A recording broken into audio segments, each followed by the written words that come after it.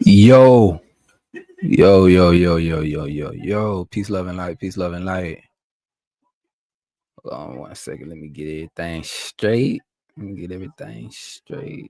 see. 1 second. Peace. Y'all come on in. Hey, sis, Kia, can you hear me? I want to make sure the audio good.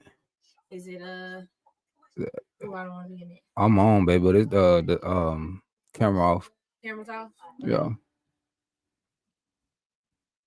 Let's see. Let me go here. Yo, peace, love, and light. Tim Henry. Can y'all hear me? Let me turn this up. Yeah, let me know if y'all can hear me.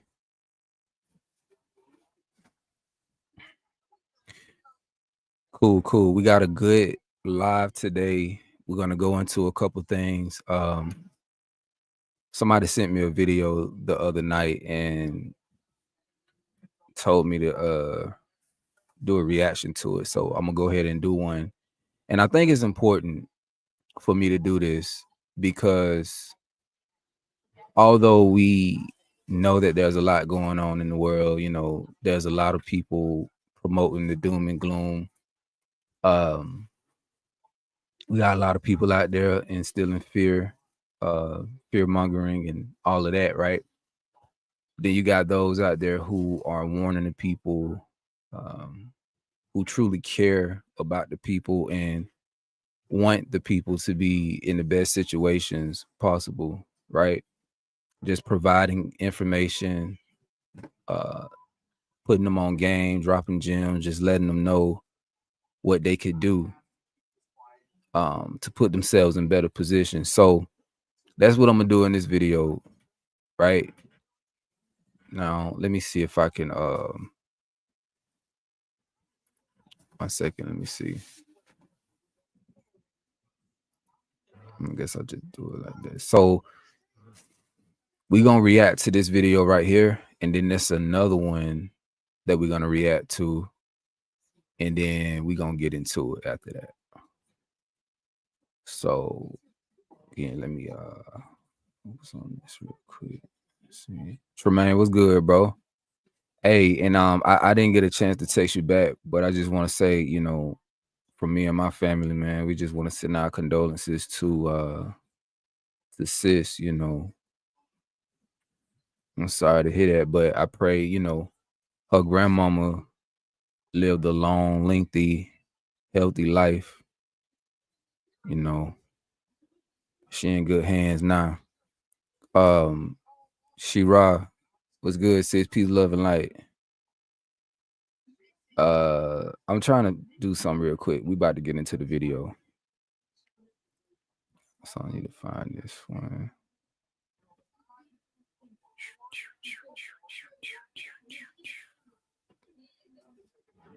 Wow. Yeah, 90 years in this day and age. That's definitely that's what's up. Hold on.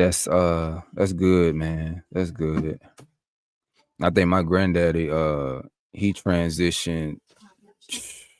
I want to say he transitioned in his 80s. It was in his 80s.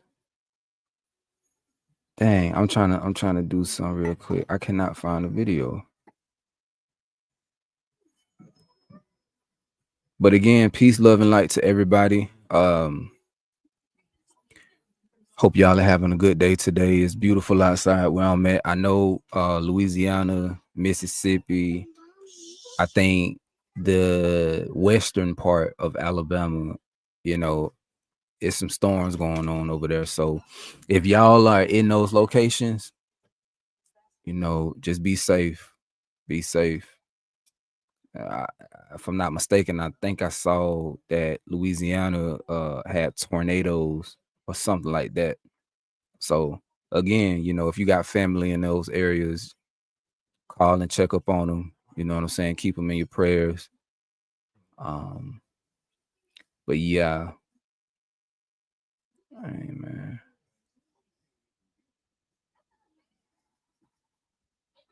I wonder why it's not showing up.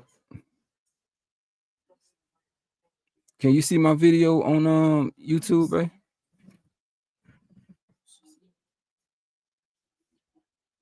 All right. I see you, and I see the video in the background that's paused. No, I'm saying send me the link to that video. Okay. It's crazy. I can never find it. Oh, okay. I see it. You have it? Okay. Yeah, let me see.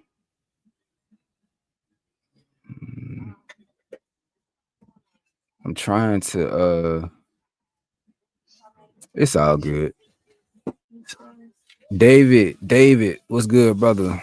He said Kwan Yasrala, everyone, and Shalom. What's good? Peace. Cherie, what's good? Peace, love, and light. All right, y'all.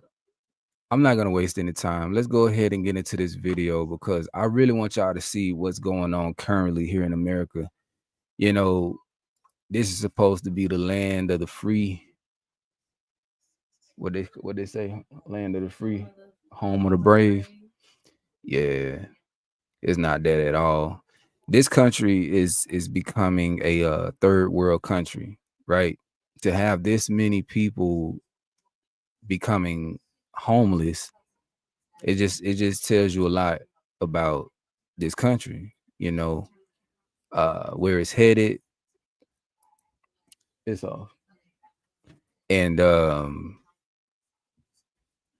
just the current state that it's in. People are out here struggling. People cannot keep up with their rent, their mortgage, right? People don't even have enough money to buy groceries. You feel what I'm saying? Like, it's really getting crazy out here. And this is only the beginning. Inflation is not going nowhere, guys. It's not. It's not. It's just something that we got to get used to. But again, like I say, in this live, we're gonna talk about solutions, okay? Cause that's what it's all about. We can sit here and we can, yap about the condition that the country is in, the fact that everybody's going broke and stuff like that. We can talk about that all day long, but what's more important to me is offering solutions. So let's go ahead and get into this video. All right. This is a compilation of TikTok rants. And speaking of TikTok, I guess they're gonna go ahead with that ban, right? Starting January. I forget the date, but sometime in January they're supposed to be banning TikTok. And when they do that, that's how a lot of people get paid. A lot of people make their money off TikTok, but once they ban it, it's gonna send people in an uproar. I'm telling you. Crazy. But listen, go ahead, man.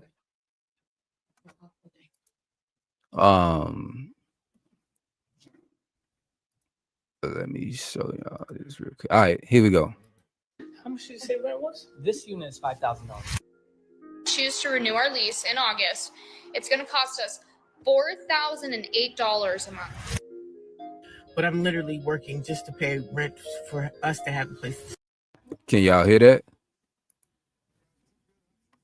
Real quick, before we keep going, can y'all hear that? We're gonna start it over. Doug, what it do, bro? Shalom, peace. Let me see if I can change this thing. Yeah, there we go. Let's just do it like that because I can't hear. All right, bet. So let's start it over. Y'all listen to this.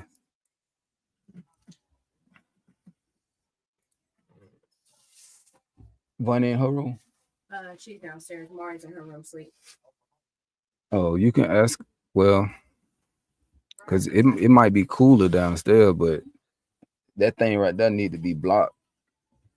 That hole Okay. Because it's like hot air coming out of Yeah, there. it is. The camera's off. Just let me go by real quick so I can just go down there and turn it on. It's fine. Yeah, go ahead. It's all good. All right. So here we go. And this is the kitchen. Okay. Okay, I like this unit. How much did you say rent was? This unit is $5,000. Choose to renew our lease in August. It's going to cost us $4,008 a month. But I'm literally working just to pay rent for us to have a place to sleep. I work more than full time. I work more than 50 hours every week, and I can't qualify for an apartment in most states in America today. And she was taking me up to this room and she was like, oh my God, you're going to love it. It's a 1-bedroom. It's $2,800, but it has a big balcony. Oh, it has a big balcony, bitch. Does it? $1,800 for a studio apartment downtown, minus $200 parking, minus utilities. Like, what the fuck? How are you guys living? How are you guys living? Please tell me. Rent prices are out of control. Landlords are gouging tenants, and people I can definitely tell you how, but we're gonna keep going. I'm gonna let it finish out. are struggling to find affordable housing. Let's dive into the world of rental nightmares and see what people are saying about this housing crisis. And yeah, one more thing, subscribe, because my subscriber increasing rate is lower than inflation. So subscribe to beat the inflation. They say money can't buy happiness. Look at that. You made a great video, but what if no one watches it? Let's start with something chill. And this is the kitchen. Okay. Okay, I like this unit. How much did you say rent was? This unit is $5,000. Oh no, I'm renting, not buying. I know. $5,000 for rent, not including utilities.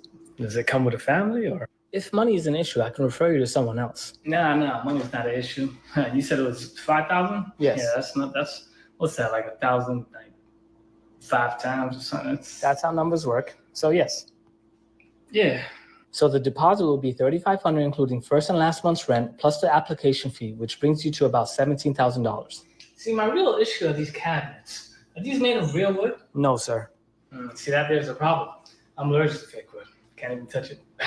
I'm sorry to hear that. I can show you more expensive units if you... I'm parched. Do you have something to drink? Here you go. Thank you. So tell me more about the neighbors. Your closest neighbor is a lawyer. Very nice. And what do you do for work, sir? Oh, well, I've had some experience in the legal system myself. Oh, like a judge. Bring back $900 rent. I keep telling y'all we all need to go on a rent strike. Every state all together at the same time. That's the only way they'll stop increasing rent.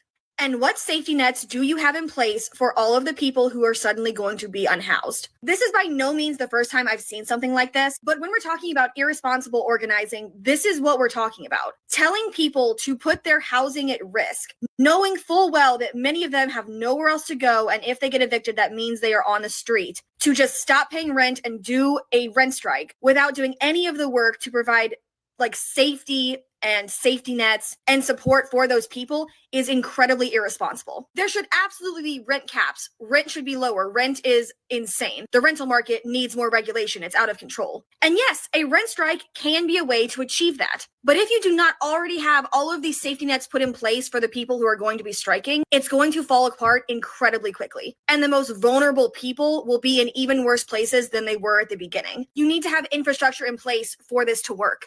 So my lease ends in like 7 days, and I told this bitch I don't want to spend more than $2,200, and she was taking me up to this room and she was like, oh my God, you're gonna love it. It's a 1-bedroom. It's $2,800, but it has a big balcony. Oh, it has a big balcony, bitch. Does it? Do you know what else is big? No? Okay, let me tell you what's not. The bank account, the budget, the credit score, the patience, bitch. Why don't you take the keys to Miss 2,800, not including parking and utilities, and shove it up here? So I got a letter from my apartment complex to Miss Rachel Peterson Connolly. I'm not gonna read the whole thing, but basically if Ty and I choose to renew our lease in August, it's gonna cost us $4,008 a month. We live in a 2-bed, 2-bath in South Denver. Just so you don't think I'm making it up, we would be paying almost as much as my parents do for a 7-bedroom, 11-acre house. Colorado, y'all are on some crack cocaine. I have been homeless for over 100 days. I live here in this Prius, which is a rental car, and I work more than full time. I work more than 50 hours every week, and I can't qualify for an apartment in most states in America today. And, you know, I put out a couple videos recently about this, and a lot of people watched them, and there was mixed reviews. And we're at a divide in this country right now where, you know, there seems to be this idea that if you want to be able to survive and work a job and be able to afford a home and a car and things like that, the essentials, somehow that is getting misconstrued for socialism. I've been called a socialist more times in the last few days than I care to count. And how is that socialism? Because when you think about it, right, just 15 years ago, 20 years ago, people could work one job, afford to buy a home, have a car, a newer car, a yearly vacation. You go back a little bit further, like 30 years ago, one person could earn for a whole family, could have a partner, children, a new car, and a yearly vacation on one income. So how are we at this point where people like myself that are working can't afford a place to even live? But then when we ask for that, it's somehow called socialism. Yeah, I seen y'all had some. So let's get this straight, man. Go ahead. You can go ahead. On 1 second.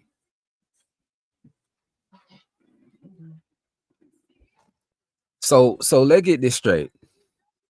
The last guy, right? He said he works 50 hours a week, full-time job.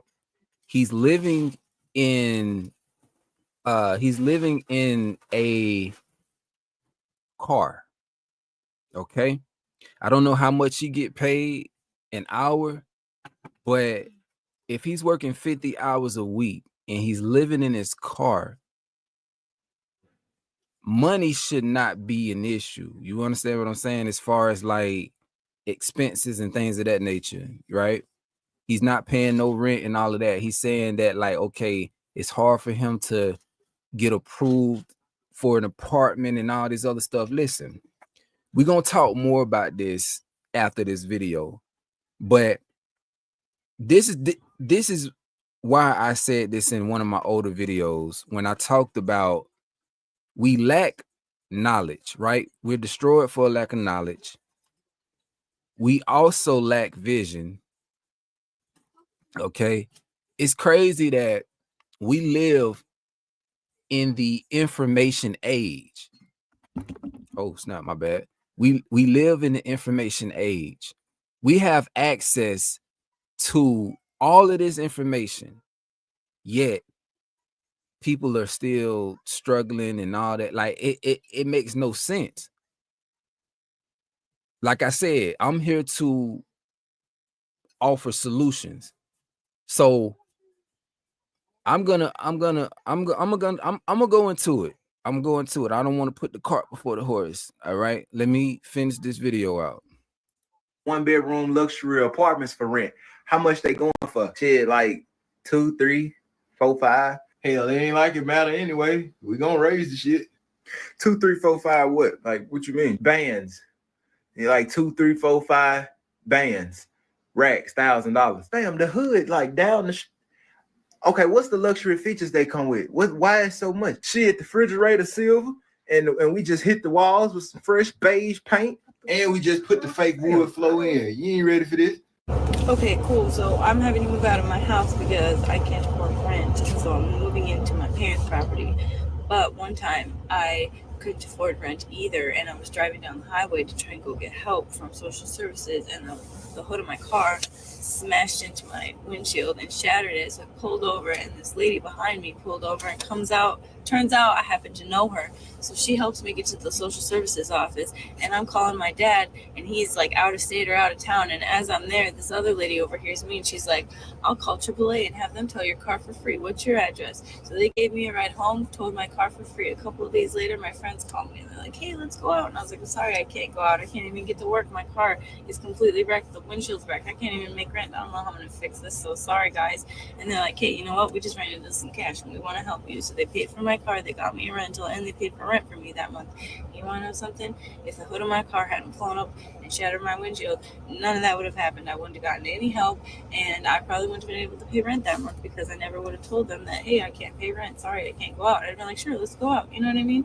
So I'm just saying, like, you know what? Me moving into my parents' house at 30 is going to be the best thing that's ever happened to me. It feels like right now I'm pulling over on the side of the road with a shattered windshield. My life sucks, but you know what? Everything's going to be fine. Everything's going to be great. It doesn't matter. We're going to be fine. We're all going to be fine. That's the right attitude to have. It's the right attitude to have. I mean, regardless of the situation, it may seem bad. It may seem bad, but at the end of the day, we have to stay positive. You understand what I'm saying? Like, know that it's just temporary. You know what I'm saying? We don't stay in these spaces forever. And I feel like those be the most beautiful moments. Okay? Because if you're looking at it like, you know, you include God in it, right? I feel like God be putting us in these situations to test us, to see if we gonna fold or if we're gonna fight through it. You know, but that's the right attitude to have. And the fact that she said that, you know, just I can't remember everything she said, but if she said like random strangers came and helped her out, you know, offered to pay her rent and all that, like, it's crazy how it worked, man. It's crazy, and that's why I say, like,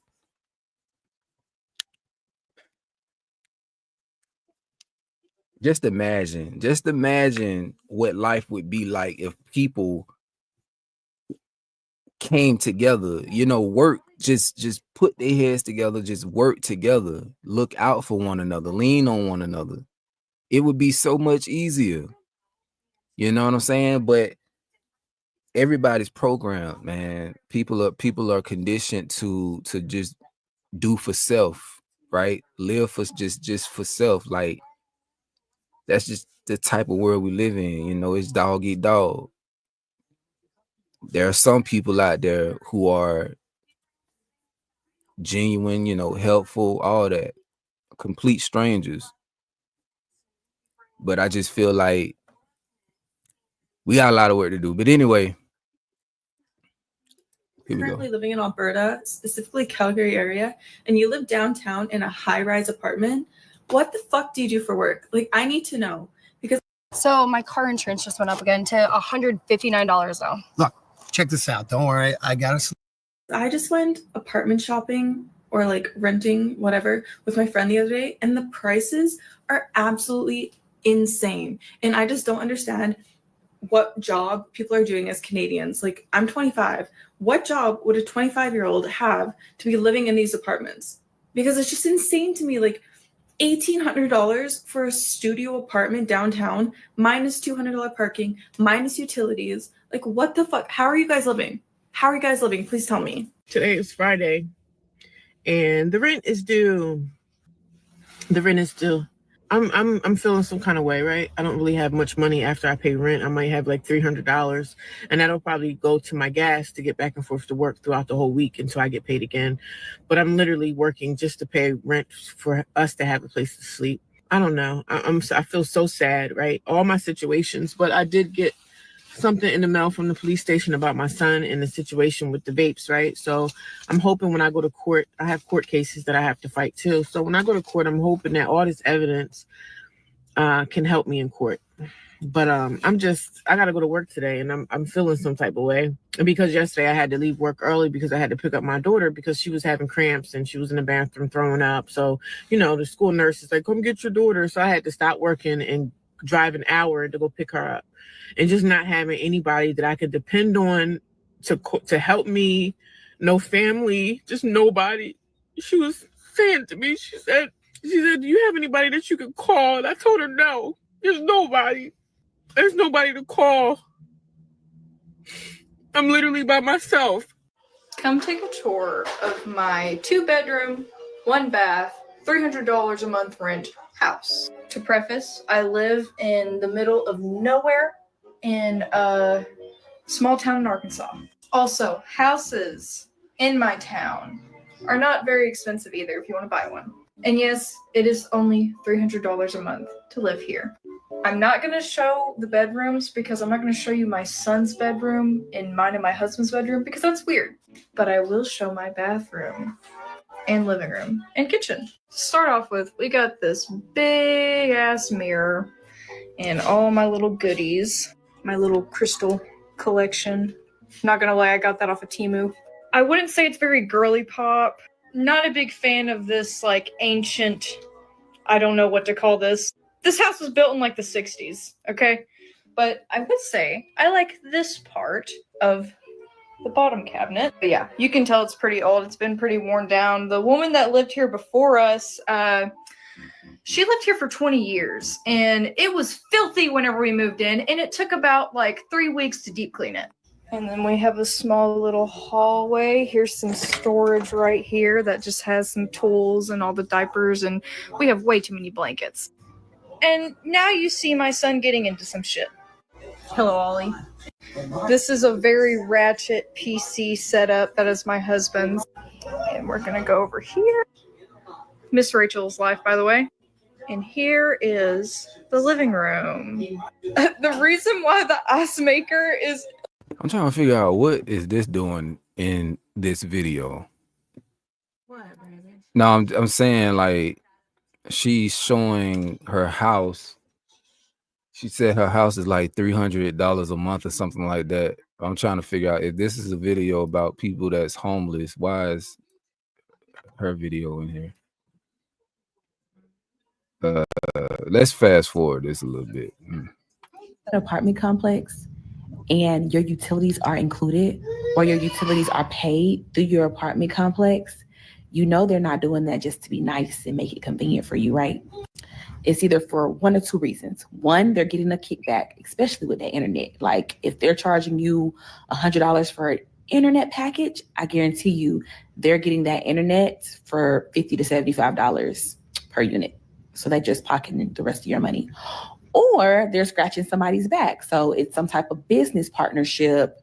And, you know, they just want to hook up one of their homeboys and make sure they get paid for every tenant and every door that they have at their apartment complex. So yeah, that's your sign to start putting that plan in place to purchase a home. Have landlords lost their minds? My roommate moved out a few months ago, so I currently live in a 2-bed, 2-bath by myself. And the price that I am paying for rent for a 2-bed, 2-bath with 2 parking spaces is the same amount of money I would be paying for a studio in Los Angeles, California. I feel like our whole perspective is warped because I hear people talking about, oh, I found a studio for $2,000. What a good deal. I just can't even process what is happening with rent costs in LA and also around the whole country. How is anybody affording rent? How? Hi, we'd like to see this apartment for rent. No pets. Okay, we don't have any. Renter pays all utilities. Okay, that's fine. You need a 3-to-1 income to rent ratio. Great, we do. You need a credit score of at least 670 to even be considered. Great, that means we qualify because both of our credit scores are above 670. You need to fill out an application first, and then we can go ahead and decide. Okay, here's the application. Sorry, we've already rented out this property as of 2 days ago. Wonderful. How thoughtful of you to let me know after the fact. I am this close to just thinking maybe it is better to rent for the rest of my life than to actually own property. Which sounds sad to say, but hear me out. It has always been my dream to purchase my own home, which is the whole reason I even started working 2 jobs for the last 5 years, hustling my ass off because I want to purchase my home so bad. I feel like a part of me is starting to realize there's so many cons to owning your own home. For example, number one, if I were to buy it in California, I would have to have a 30-year loan, and I don't want to spend the next 30 years of my life paying off my home. That means I'm never able to just up and leave because now my home is here, my life is here. If anything goes wrong as a homeowner, I have to fix it, which could be so expensive. Roof, plumbing, maintenance, all of that, right? That's something I would be responsible for. If I move out of state though, which by the way, I can more than enough afford to pay off the home within like 5 years, then I had to pick up my whole life here, move it somewhere else, hopefully find a job over there. Even if I move it there, regardless, I can't just leave. Now my home is there. Versus if you rent, like if you rent an apartment, if anything goes wrong, you're not responsible. Also, you can up and leave whenever you want. You're not restricted. You can break the lease and you can move to another state if you please to. I don't know. What do you guys think? I feel like one of the ways that people enter homelessness that isn't talked about enough is when you have already gone through the process of finding an affordable place to rent and you're living there, and then your landlord sells the home to another landlord. That landlord comes, buys the home, does nothing to it, and then ups the price and prices you out of your home that you're already living in. That happens all the fucking time. Like, you can literally have done all the work, made sure you found a spot that you could afford, was in your price range, wasn't extravagant or whatever people say about us who don't have enough money. Like, the people that you rent from can literally just sell your house to somebody else, and that other person can start charging way more for the same exact thing, and you cannot afford it, and you could be out of a house, especially when it happens near the end of your lease. Well, that was a depressing look at the rental market. It's clear that finding affordable housing is becoming increasingly difficult. Let's hope that governments and policymakers take action to address this crisis. Don't forget to like, comment, and subscribe for more content like this.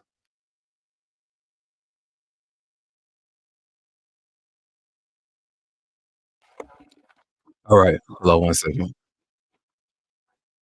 Stop. Stupid thing. All right. So that was just one video. Okay. And like Buddy said, there's an increase of people out there who are having a hard time finding somewhere to live because of the rent, right? The amount of rent they have to pay, and even home, right? People who are looking to buy homes and stuff. Like right now is just not the time, man. The older I got, the more I learned about renting and home ownership. Like, I would not recommend anybody to rent. Huh? Oh, I'm waiting for them. Oh, no, never mind. But no, I'm just saying, like, what the hell? Renting? Think about all the money that you waste renting something that you'll never own. But at the same time, if we get on that topic of like ownership, listen, we really don't own anything. Like, that whole idea of ownership, right? It's an illusion. We come to this earth, we have this human experience. We don't take none of this stuff with us. You know what I'm saying? We're here just renting. Even these bodies that we are possessing or inhabiting, or however you want to look at it, these bodies are not ours. You know what I'm saying? Like, this ain't who you are. You're not this body. You're temporarily using this body to have this experience. You don't even own this. So for us to even have that thought, like, hey, I own this, I own that. No, you don't. And not in the grand scheme of things, you don't. But I'm gonna bring it down back to earth. So renting is just out of the question. Like, I don't know why people are still renting. Those of you on here right now, I know some of y'all might be renting. But just think about it. If you just really sat down and think about how much money you're putting into rent, and not even utilities, not even groceries, not even, you know what I'm saying? It don't make sense, right? So again, I'm here to offer solutions. I used to rent. Babe, Yeah. what if you can remember the last apartment that not apartment, the house over there on off Sunny Lane? Yeah. How much was we paying in rent? If you can remember, We were like 1,100. About 1,100, maybe 1,150. Yeah, probably about 1,150 we was paying in rent. That was a house, right?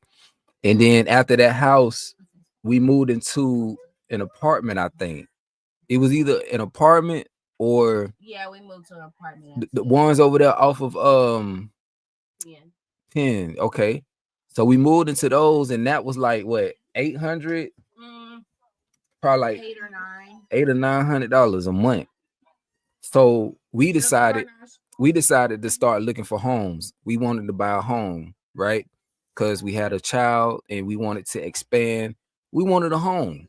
So we started looking for homes, and then we found one. It was fairly new. Because we bought the house in 2018.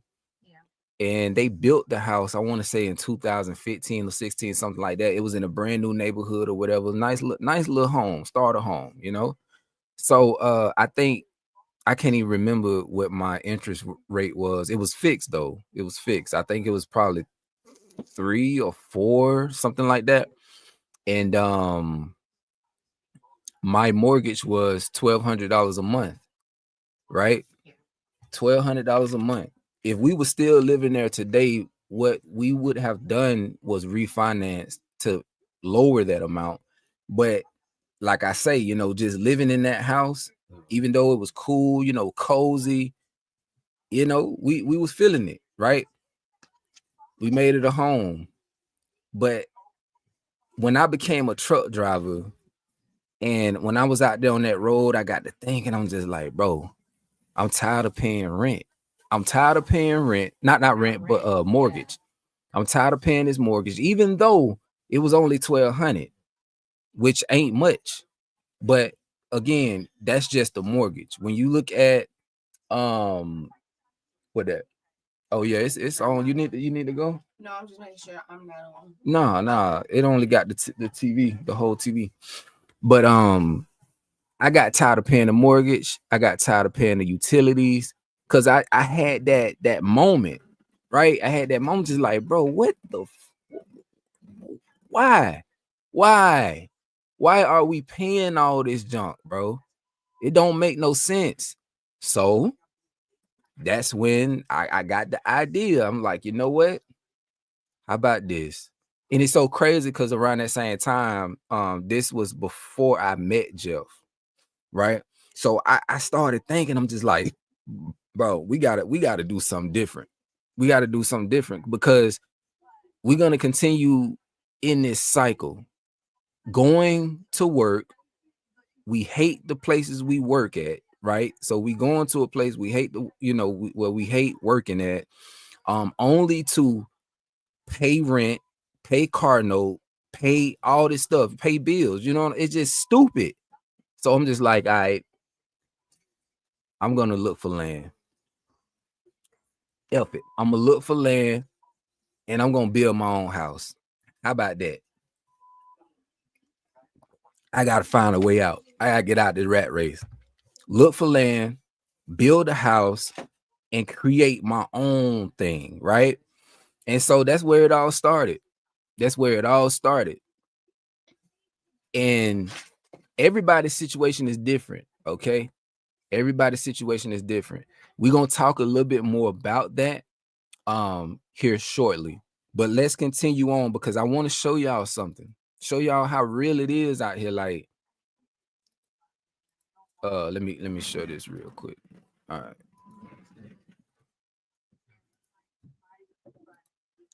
So I seen this last night while I was getting ready to do this. I seen this. It says U.S. homelessness reached a record high this year, and it's gonna be even higher in 2025. Mark my words. But there's a solution. Like I say, check this out. A dramatic rise in homelessness across the nation. Friday, federal officials announced an 18% increase in people living on the streets compared to the same time in 2023. Mostly, they said, due to a lack of affordable housing. It's heartbreaking. It's tragic. It's surprising. It's frankly unacceptable.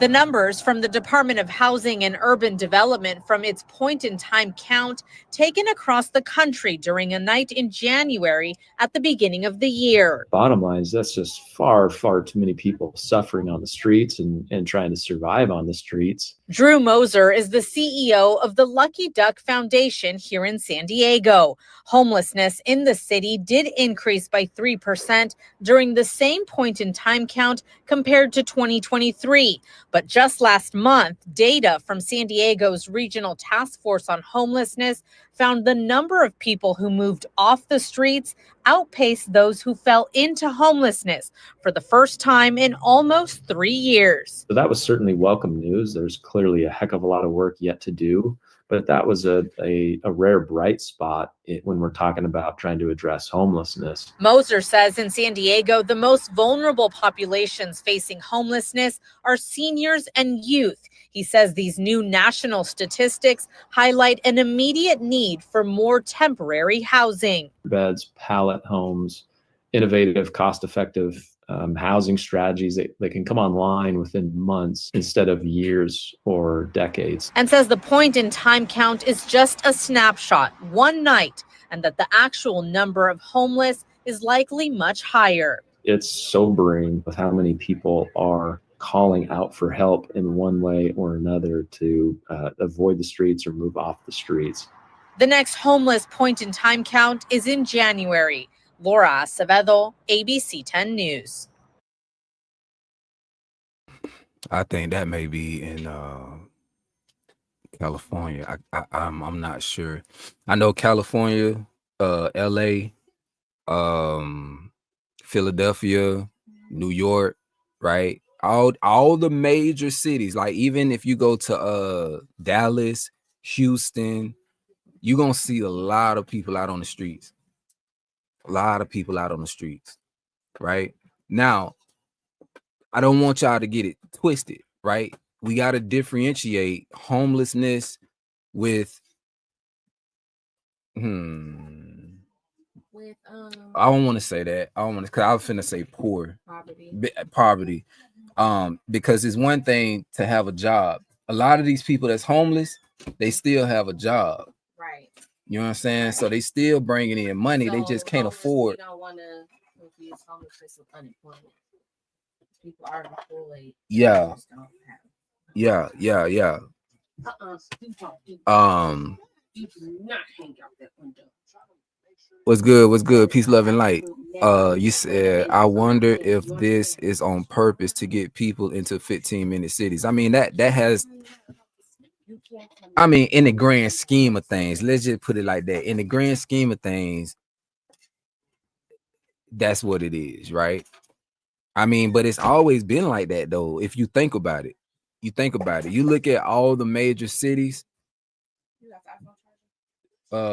He's charging up his iPad. Oh, okay. His iPad should be almost done. But yeah, you think about it though. You think about like years and years and years ago, how there were more people living in the country. I take my situation as an example, right? So when I was growing up, we grew up in the country. Let me show y'all this. This can explain it better. I'm talking about my white one that was plugged in back here. Oh, I ain't see that one, babe. I mean, but you can use that one down there though. Okay. Is the camera off? No. It's right there. Look down. No, I'm talking about mine. I need to go see if the boys moved mine. I had mine plugged in back here.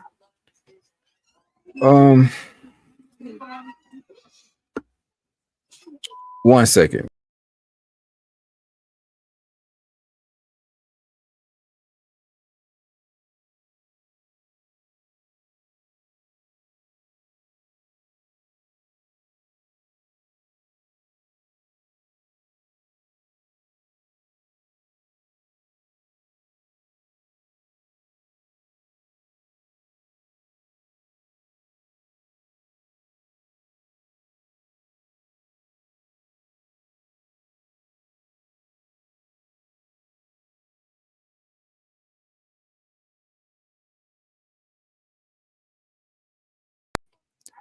All right, my bad. But yeah, so check this out.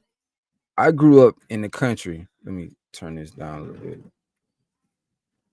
See if y'all can see that. It's too bright. It's too bright. Okay, you can see it a little bit like that.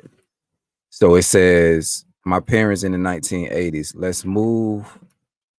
I'll just read it. It says, let's move closer to the city so we can raise a family. It would be easier to find work, right? But then it says, me in 2023, we need to get as far away from civilization as possible and start homesteading, right? So my mama, when she got married, she moved to the city. We moved to the city. And I was so excited. I was so happy, you know what I'm saying? Because my cousin lived in the city and my cousin had like all the video games and the go-karts, all that type stuff.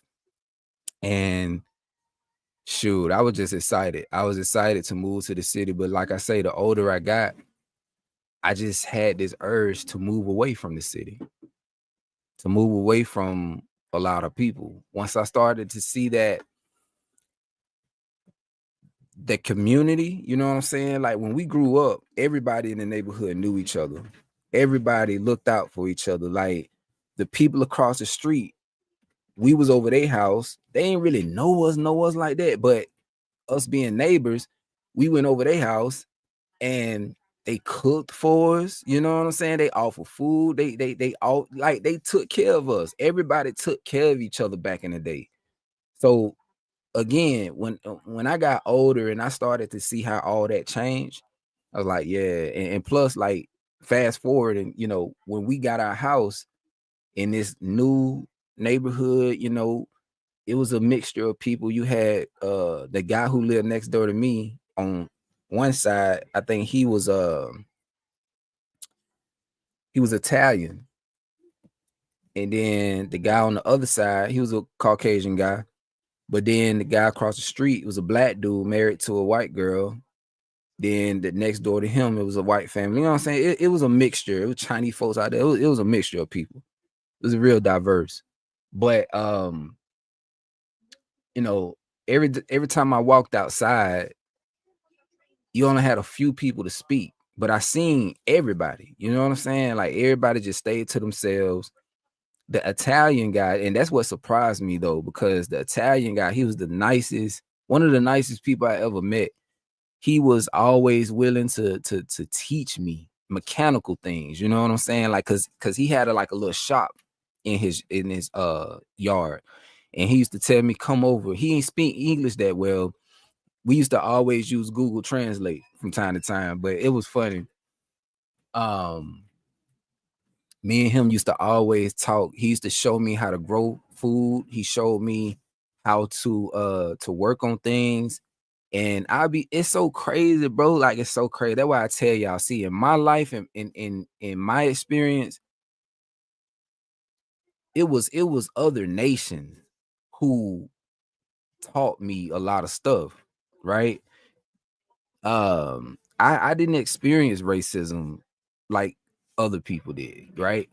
People I ran into, they showed love and they was always like willing to help and show me things and all that. So I'm grateful for that. And yeah, man, I wonder what he's doing. He's the come on, hello, hello. It's all crazy. I remember I went in the backyard one day and I seen a bag on my fence. I'm like, what? I was like, this man here too nice, bro. Like, I ain't never seen that. Like, this man had some cucumbers in there. He had some tomatoes in there. He had like all that stuff in there. And then he just, he's to do stuff like that, man. And I don't know. But I say all that to say, at one point we all used to live in the countryside. Then we all moved to the city. I feel like, yeah, that was on purpose, right? Because they wanted all of us bunched up in these cities, in these apartments, right, in these tight spaces. And then if you look down at these neighborhoods from a bird's eye view, you see these houses are super close together, right? And I know it varies, state by state, but like, for an example, if you ever been to Louisiana, if you ever been to New Orleans, and you go through them neighborhoods, you see how close those houses are. You see that they ain't even got no front yard. When they walk out the door, they in the road, they in the street, bro. Like, they got everybody packed like sardines. You know what I'm saying? So yeah, I do feel like it's a part of that. Okay. Jonathan, you said trust in Yah that he will supply all of your needs. It's getting crazier during these times, but we as a people have our Elohim and we'll be good from all this nonsense going on. Much love to your music. God, can't wait until you release more. Shalom.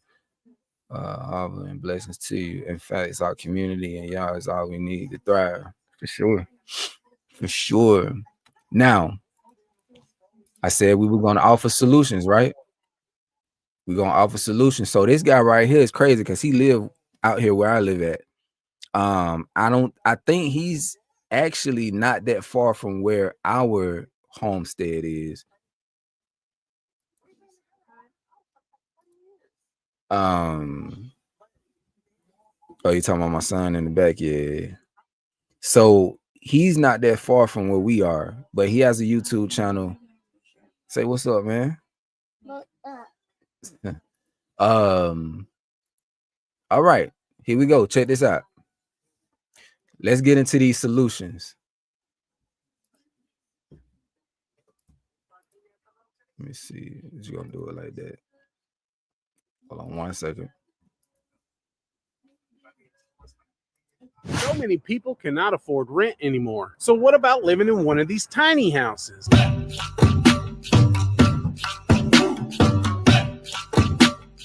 The average price for renting a one-bedroom in the United States is $1,559 a month. Who did that? The average mortgage is $2,200 a month. These prices vary a bit from state to state, but man, these are some crazy times. If you're locked into a mortgage that you got years ago and you're only paying around $800 a month, you better keep it. I remember my first apartment only costed me $335 a month. So how do we get around this? Well, are you interested in a tiny house? What about living in an RV? People have resorted to living in RV parks now. The only problem with this is now even the RV parks are charging $500 to $1,000 a month just to park your little camper there. It's best to have your own small piece of land with no restrictions. If you can find land with no restrictions and it's in a county that is very laxed on their codes, you might just be in luck. So what about living in one of these tiny houses? What about turning something like this into a home? Something like this could be the break that you're looking for. This thing is fully insulated already, and it has electric wire around also. The total on this one shows to be right at $15K. This one is a 14 by 24. If you paid on this for 2 years, it would cost you $1,056 a month. You could spread it out to 7 years at $549 a month, but I absolutely do not advise that. Yeah, the interest on that is crazy if you paid out for that many years. But think about it, $1,000 a month for just 2 short years? Unless you can just save up the money and pay cash on one of these. It's starting to rain outside here, so I come to sit in the truck, but you have to ask yourself, could I really turn something like this into a home? I bought a piece of land for $39,000. I put a 10% down payment on it, which was $3,900. I made payments on it for just 10 years, and now I own it. Now, keep in mind, not every state is like this, and not every county is like this. Some counties have restrictions where you can only have a house that's bigger than 600 square feet. I know a lot of time that the cities and the government claims that it's for safety reasons, but let's be real here. I think it's more about money and the taxes that they can collect. Now, you know they make these things fully finished on the inside, and you need to be careful and watch out who you actually buy these from, because some of these places are all about sales. You'll see that the companies that sell mobile homes have now gotten into the tiny home business. The only problem is they're $90,000 tiny homes. So in that case, you're going to have the same problem. You end up getting onto a 30-year note, just like you would if you bought a house. Pay one of these tiny homes off in just 2 years or 3 years, or God forbid 7 years if you have to. It's way cheaper to buy something like this that's a shell. And if you have any type of experience in carpentry or do it yourself, you can do like I did and just kind of slowly build on it as the years go by.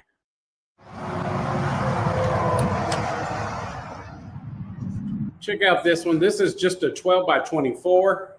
This place is called General Shelters. It looks like the total on this one is $13,000. And if you make the payments on it, it looks like it's $488 a month. This one actually has the true plywood floors, and it looks like it's also coming with a moisture barrier.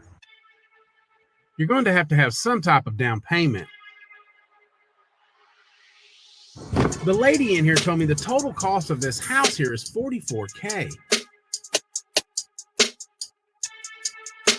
That's not bad for a one-bedroom, fully finished interior.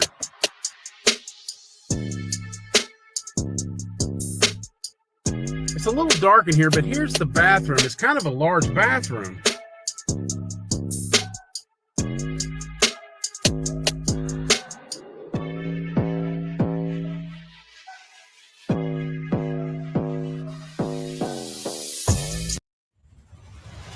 EVE Online on Mac immerses you in a universe.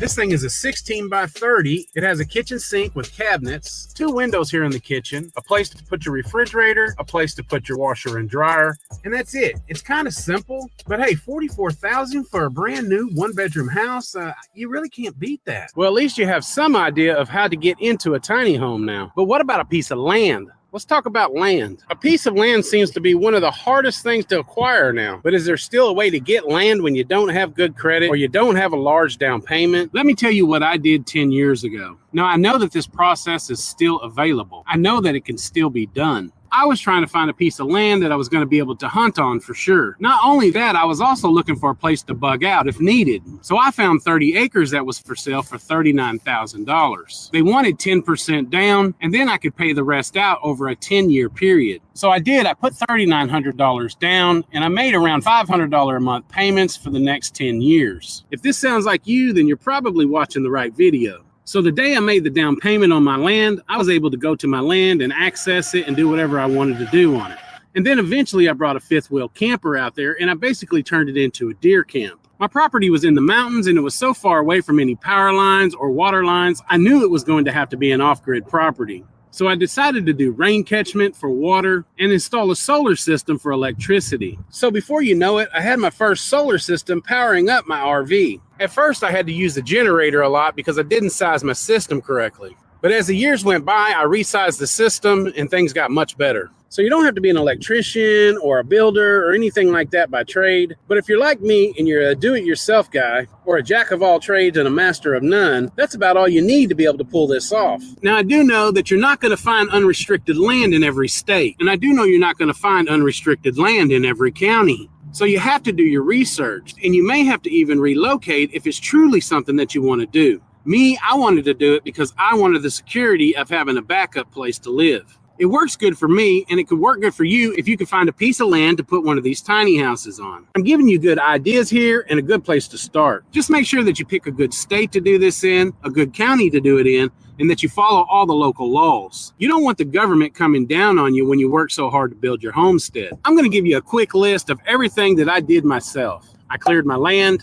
I built my own solar. I built my own rainwater catchment. I had my tiny house moved into my property. I built my roads. I built a gate, put up fencing on my property. I've been doing all the work on the inside of my house. I installed all the wiring and the insulation in my house, the breaker box. I ran the wiring from the solar array to the house. I built the pump house so I could pressurize up my water and have running water in the house. There's so many other do-it-yourself things that I did that you can do also. Like I said, people are just burnt out paying rent so high. Some people are desperately looking for a way out. Some people are looking to build a future. I know everybody's way is different. I'm really just giving you some ideas that may help you figure out your way. So overall, I've been working on my place for around 10 years. So here's what I have left and would like to do. There are many things inside my house, such as...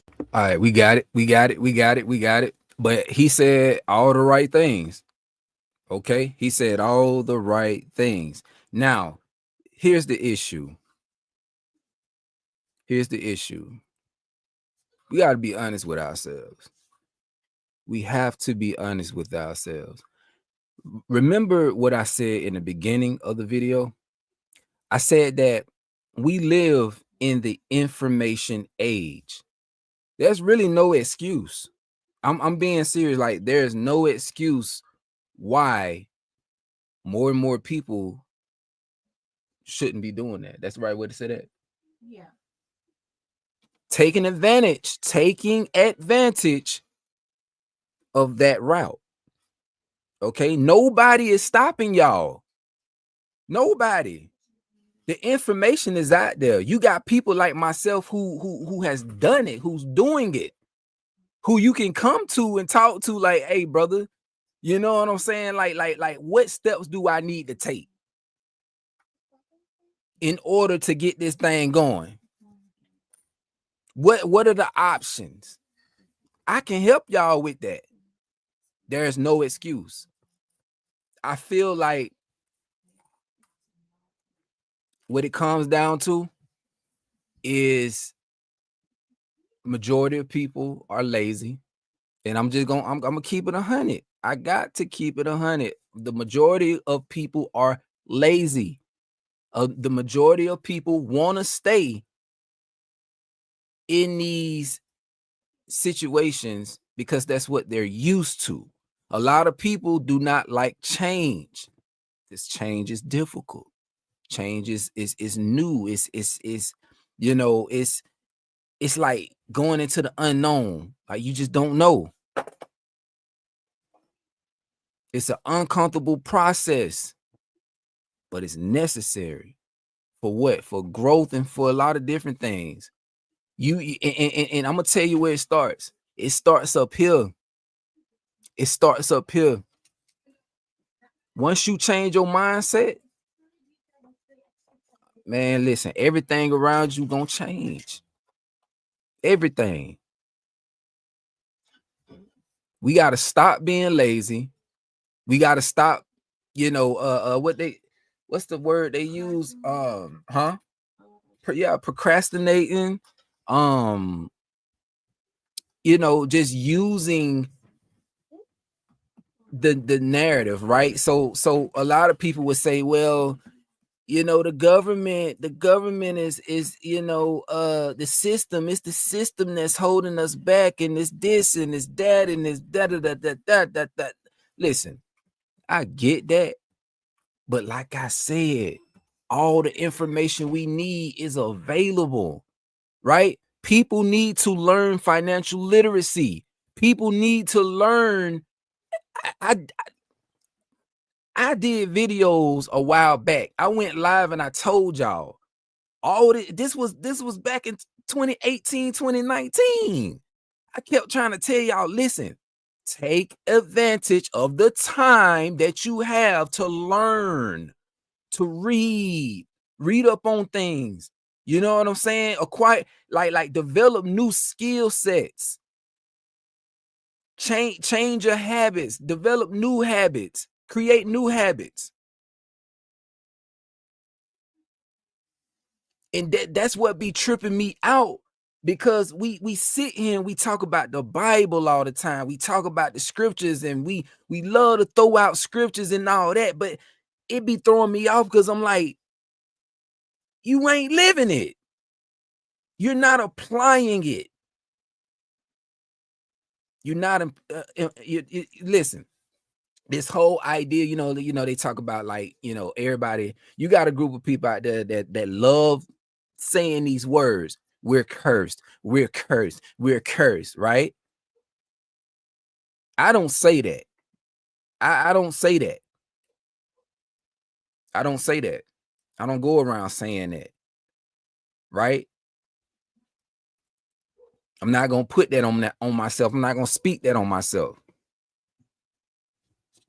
But on the contrary, I say I'm blessed.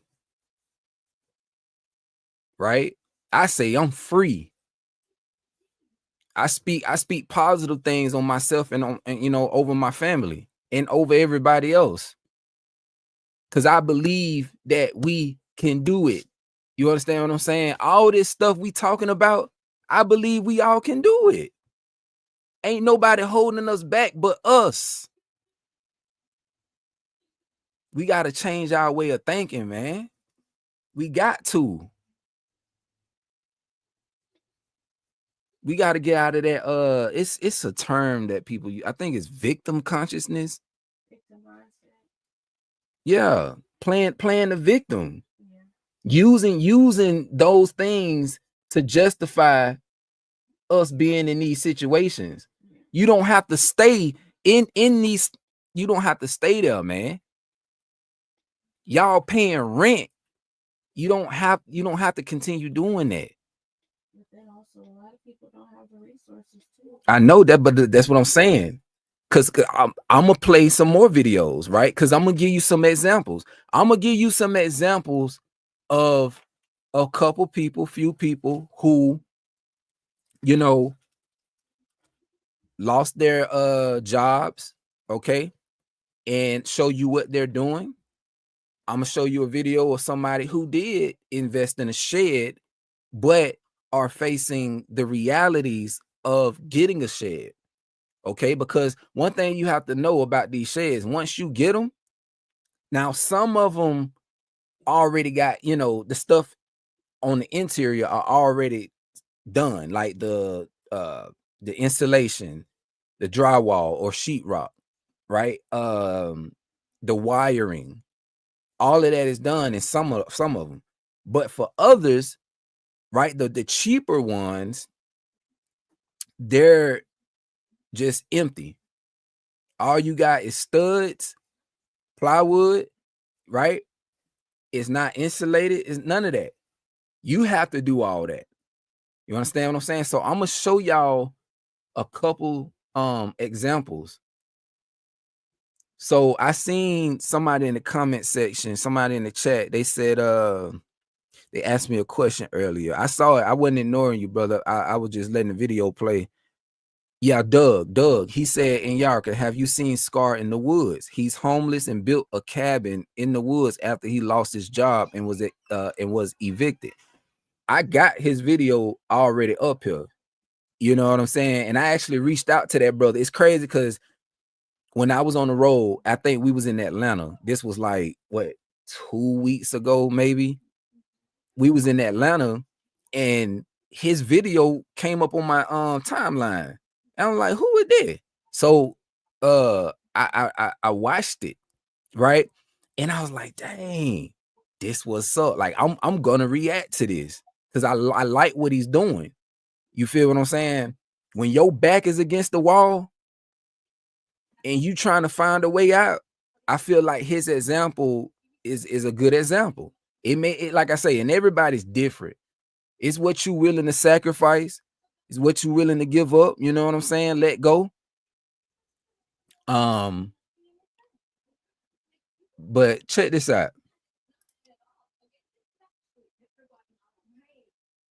Check this out right here.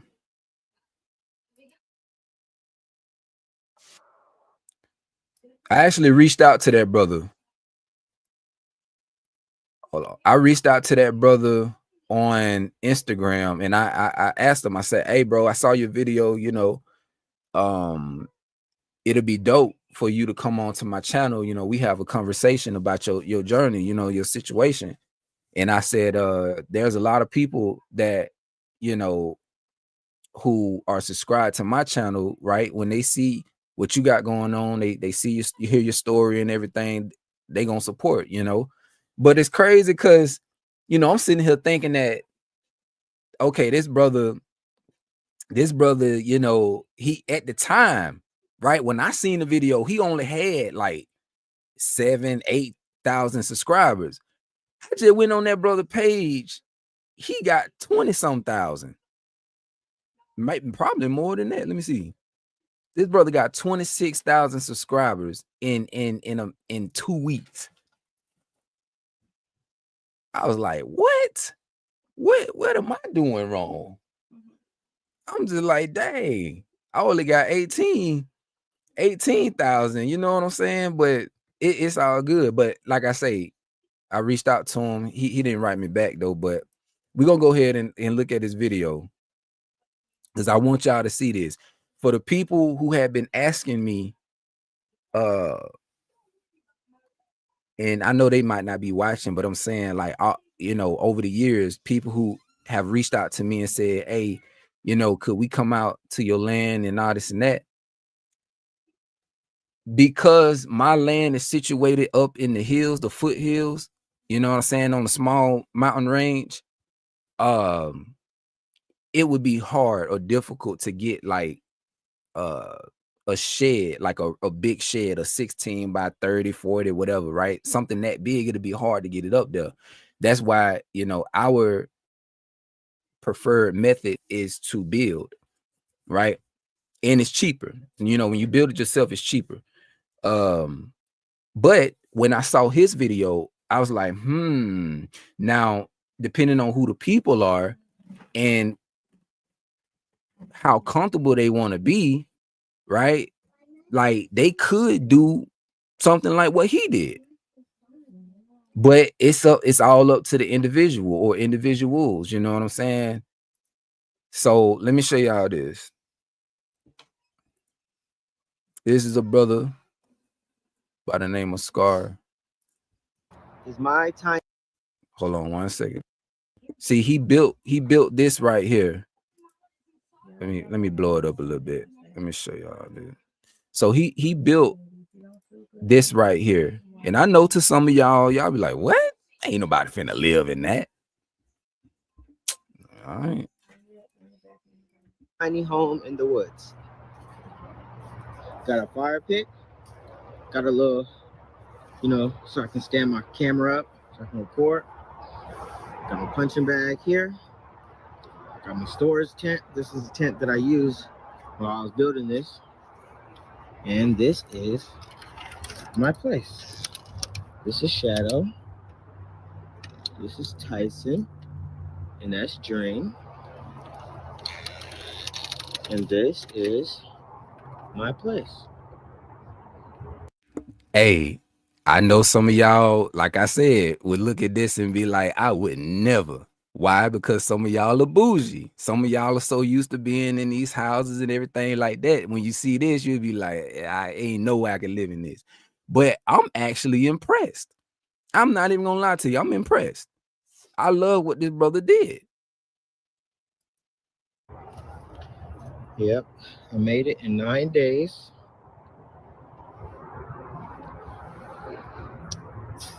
Yep. They're happy. I'm happy. I want to see something cool.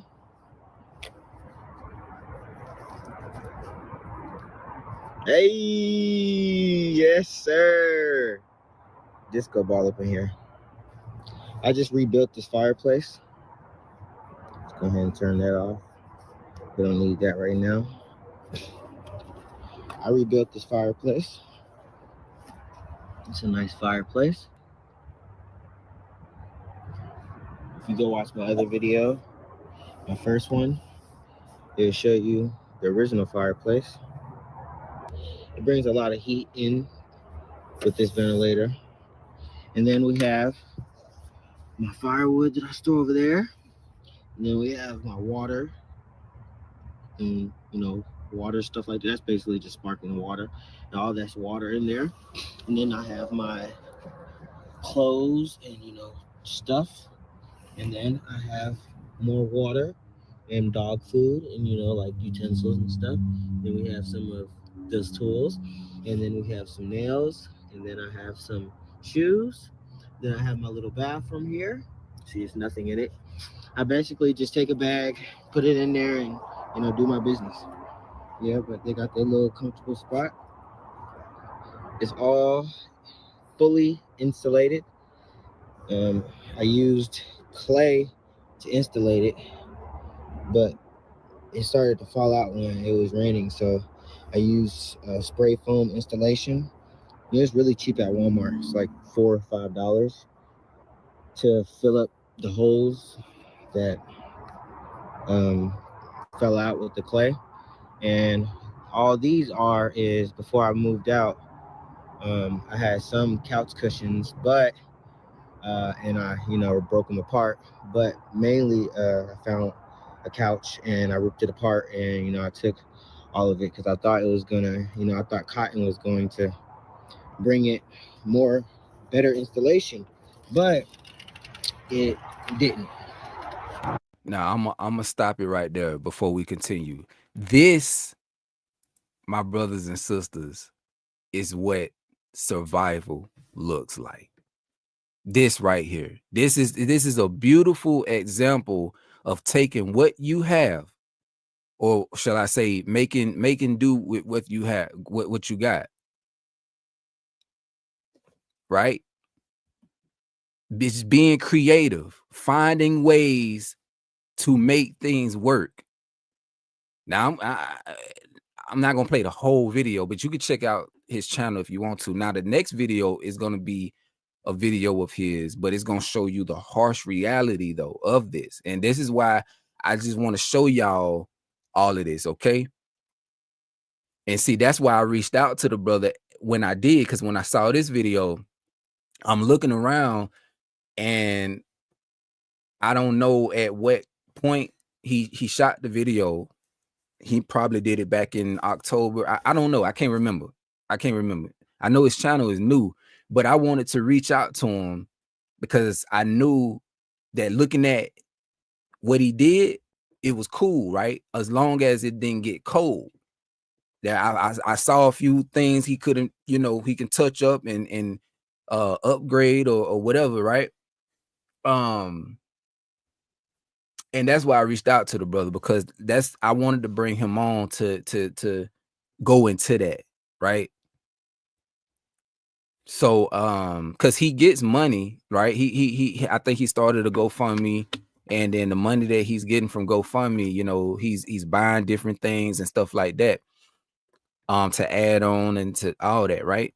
But again, like I said, man, this is what survival looks like. Real talk. A lot of people can learn from this. Then I got my punching bag. What's up? What's up? What you trying to do? What you trying to do? Probably got to bring it a little higher. They said they want to come out. Come on. Come on, y'all. They love it out here. Yeah.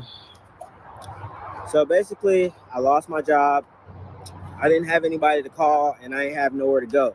And it was very hard for me to make a plan. I could have, went to government services, and I tried that. It was a long wait for Section 8. I could have stayed in my car, but, last time I tried that, I almost died because of, carbon monoxide poisoning.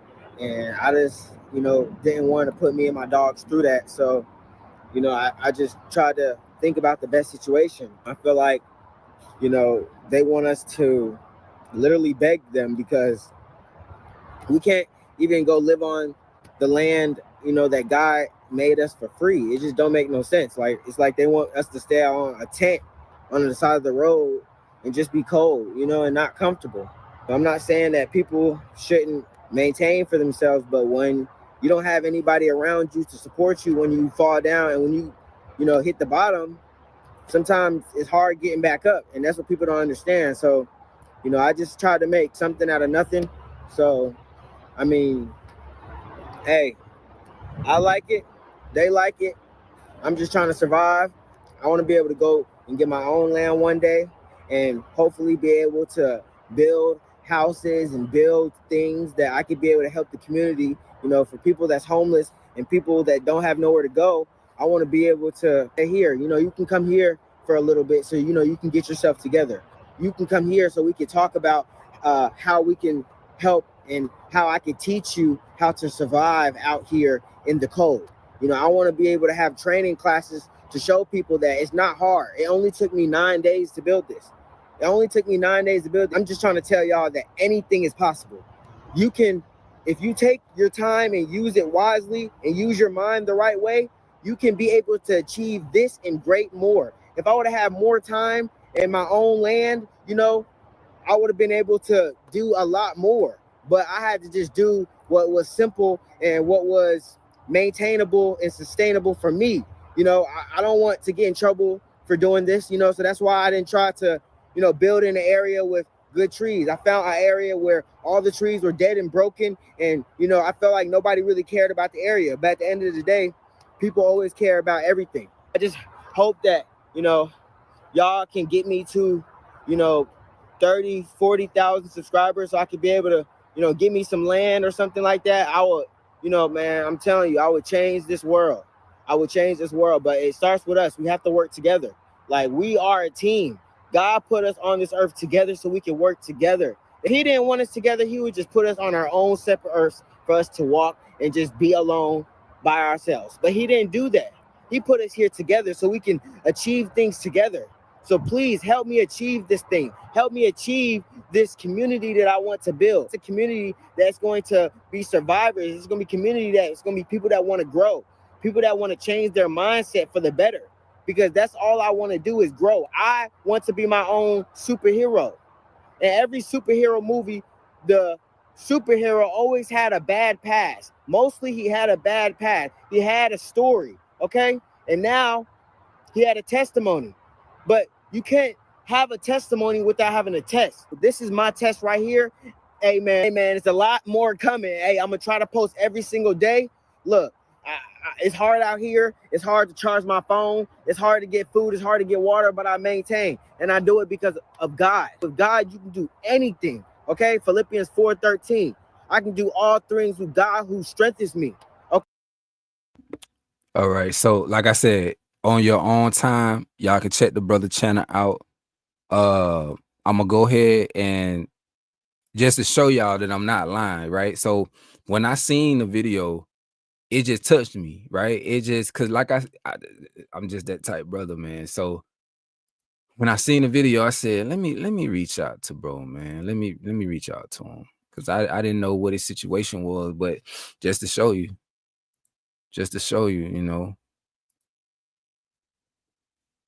you know, I reached out to him. That was on what? December the 18th. I said, what's good, King? Man, I stumbled across your video on YouTube where you showing your tiny home. I think it's dope. I think it is, I'm tripping. I spelled that wrong. I said, I think it would be dope to have you to come on one of my lives so we can have a convo about your journey. I know, dang, what did jump crazy? I know my support. I said show, but my supporters will show you a lot of support. Anyway, you could check out my content and see what you think and let me know if you'd be interested, right? So just to show you, I reached out to the brother. That was on the 18th. But like I said, since then, his channel blew up, right? Been going viral. And I love that for him, right? I love that. Because it's gonna put him in a better situation, right? He just gotta continue being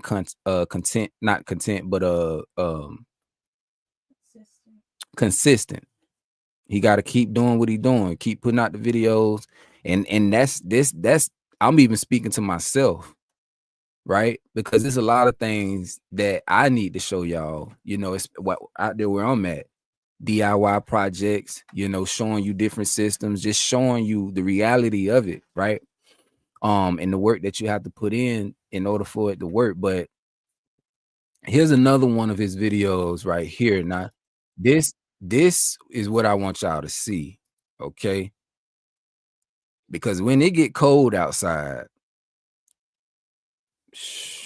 it's different from the summertime. Like in the summertime, we can get through the heat, you know what I'm saying? But that cold, something different. So I wanted to show y'all this. And I'm gonna show y'all videos too of what I have set up out there, right? With the heating system. Or sources of heat, shall I say. But check this out.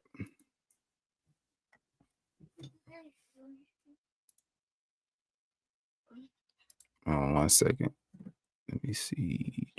Choice is going to make us and what choice is going to break us. Whew. It's about 20 degrees outside today. My dogs act like they ain't even cold.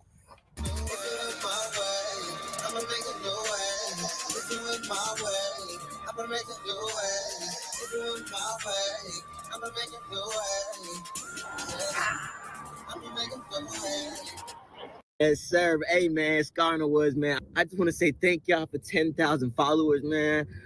It's just so unreal, honestly. Like, think about it. 2 weeks ago, I was kicked out of my place. I ain't had no money. You know, I had nowhere to go. And I just want to say I thank y'all and I love y'all for supporting and sticking with me, because y'all could have just went and watched somebody else's YouTube or, you know, did whatever y'all wanted to do, but y'all chose to stick with me, and I really appreciate that, and I feel the love, man. Hey, man, so it's like 20 degrees outside. We got the fireplace going. I woke up on some cold stuff, like it was freezing in the bed. He got them, they act like they not cold. They go Tyson. He ran into some, well, ain't nothing. But yeah, it's freezing in here. It's like, oh gosh. It's like I really should make that other wall. And then, oh goodness, it's just so cold in here. It's just so cold in here, literally. If I could show y'all, let me see. If I could show y'all 5. Do you see this? 25. Yo, it's freezing out here. I ain't trying to be out here, man. I'm out here for y'all now. So at the end of the day, man, Scar in the Woods, man. Hey, boo boo. Hey, boo boo. What's up, y'all? Hey, man. I ain't gonna lie, it's freezing in here. All these cracks in these walls. I don't know what to say about that. I'm just kind of at the point where I'm ready to go get some cement, some, you know, dry cement, and go ahead and paint it over these walls, all over them, piece by piece. But it's too cold. Like, I woke up freezing. Like, I woke up like on some, like, dang, why it's so cold? Like, I look beside me, like, you know how you know, take the covers off your head? It's like you can feel all that cold air. And I was like, golly. I was like, dang, it's freezing. Then when I stepped outside, oh my goodness, like, I just want to be able to keep this place warm as I can. I saw somebody said something about some rocks. I might get some rocks for, I could like stack them up around this, and then after just have it going all the way up. Could do something like that so it can keep the warmth in. But y'all, I'm not gonna lie, all these cracks in this wall in 20-degree weather is not it. It's definitely better than being outside. I'm not gonna lie to y'all. But this, it's cold. I'm just so glad that, you know, God gave me subscribers like y'all, man. I really love y'all. Y'all basically gave me a job, you know. I ain't monetized yet or anything like that, but hey, I'm well near it, you know. And it's just because of y'all. Y'all can't say, you know, you did this. No, y'all did this. And I just want to say thank you. Y'all, just like I said before, y'all the ones who blow the rappers and all these other people up. So blow good people up. And that's what y'all doing, man. I really want to tell y'all that this is y'all. This ain't got nothing to do with me. I'm just doing what I do. You know what I'm saying? Y'all are the ones who's clicking. Y'all are the ones that's liking. Y'all the ones subscribing. And I just want to say I thank you for that, y'all. I just want to say I thank y'all for that. Like, okay, thank you, God. Thank you, God, for putting these people in my life. I just want to say thank y'all, you know, for the ones that's hating on me. Hey, I really like, and I thank you too, man, because, you know, every fan is a good fan. You got good ones, you got bad ones, but they still a fan. And hey, man, I just want to say I really love y'all, man. And I appreciate y'all, man. And we got a long journey to go. I got a lot of figuring things out to do. I got a lot of business that I need to take care of. A lot of personal issues that I need to address, you know. It's just a lot of things in my life, you know. But at the end of the day, if not me, then who? Shoot. If we ain't fighting, what else we doing? It's spiritual warfare all the time. Yes, It might sir. not be fun, but it'll be good once we know that we won. Hey, let's go. Rhymes are true, man. Hey, man, Scar in the Woods, man. Let me go ahead and try to get warmed up. I might go to the store today so I can get some spray foam installation. Currently don't have any. I've been working on new videos for y'all, like, you know, fire starting tips, fire starting routines, you know. You know, I can't really do that many building videos out here right now because it's freezing. So I'm sorry about that. I've been wanting to record actually helping the homeless. I've actually been helping them, but, you know, I'm not the type of person who wants to have it on camera. But if that's something that y'all want to see, you know what I'm saying, me in the conversations with, homeless people, when I go to the store and stuff like that, just let me know, because hey man, their stories do be inspiring, but the only thing is, they don't think nobody cares about them or loves them, or even think about them. And I'm here to tell them that you're wrong. There's people that out here that actually love you. So hey man, Scar in the Woods, man. I'm sorry, y'all. I just got to keep moving because it keep me warm, man. It really do. My dogs, they seem fine. But yeah, on your own time, you can check out the video. But I wanted to show y'all this because that's a reality, right? That's a reality that a lot of people are facing who may have bought sheds. I remember seeing what his name, Lead Farmer 73, when his daughter got a shed, and her boyfriend, fiance, or whatever he was to her, they stayed a night or a few nights in it, and they were cold. You understand what I'm saying? So having a source of heat is definitely crucial. Now, that's only a part of the problem, right? Or shall I say that's just one way of solving the problem. There are other things you need to do too. Insulation.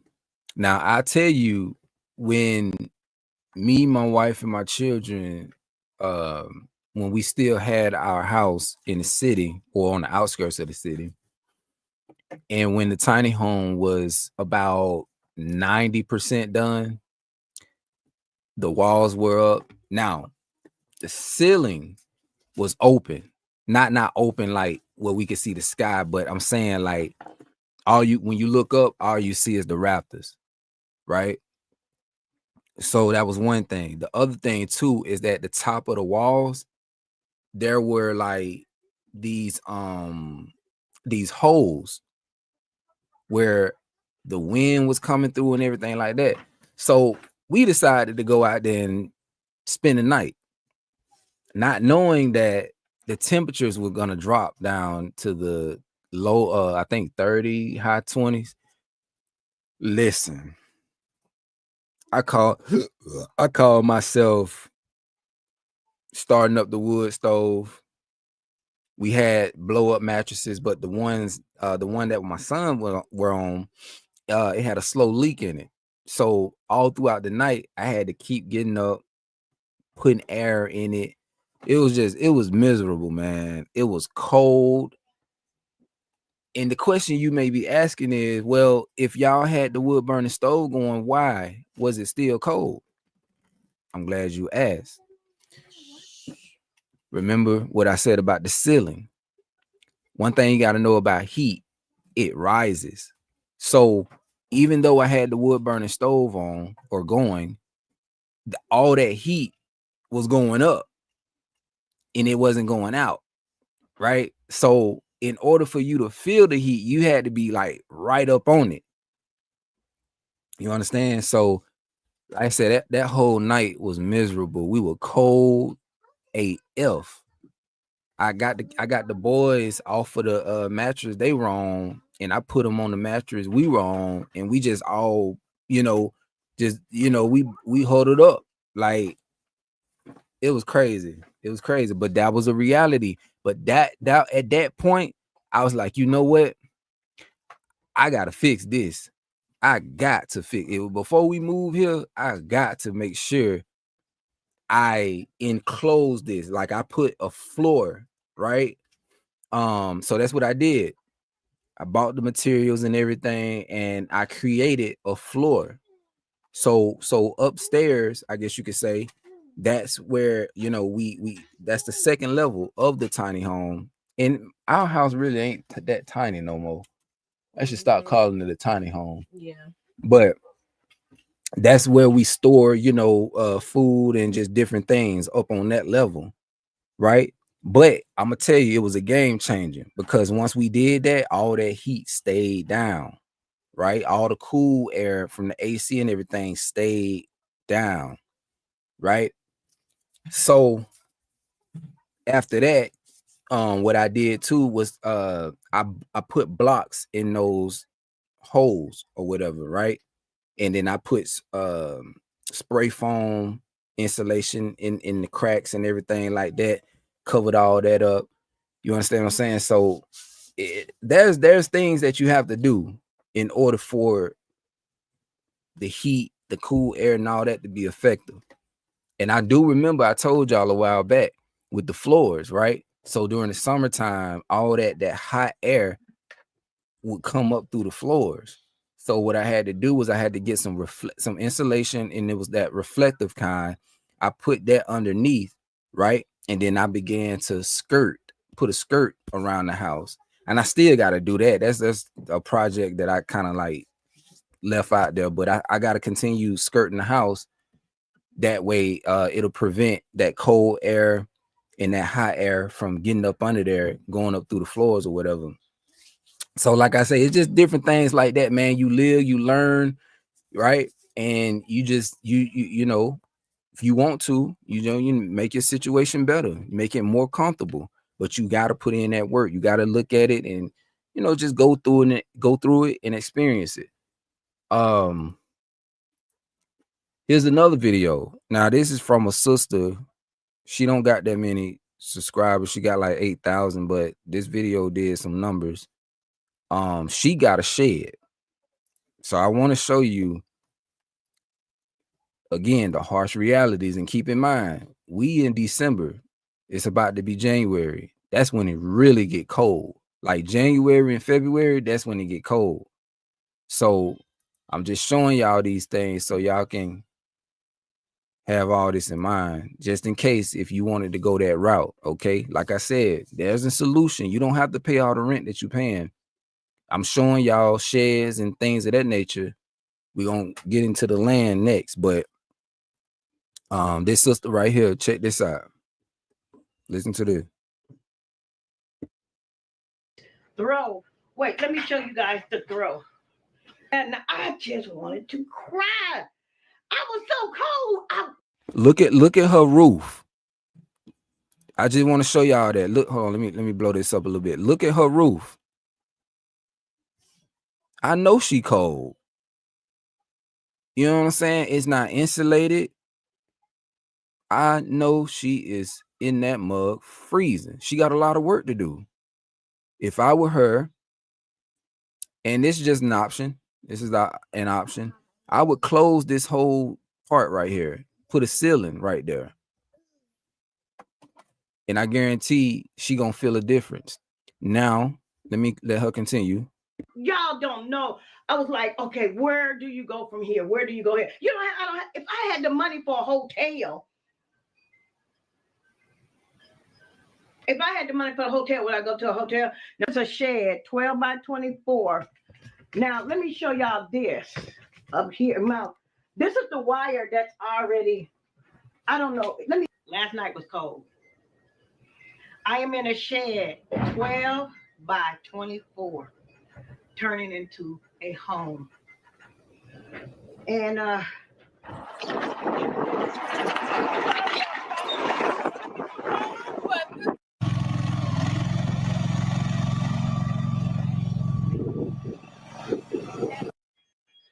good morning, everybody. How's everybody doing? Y'all?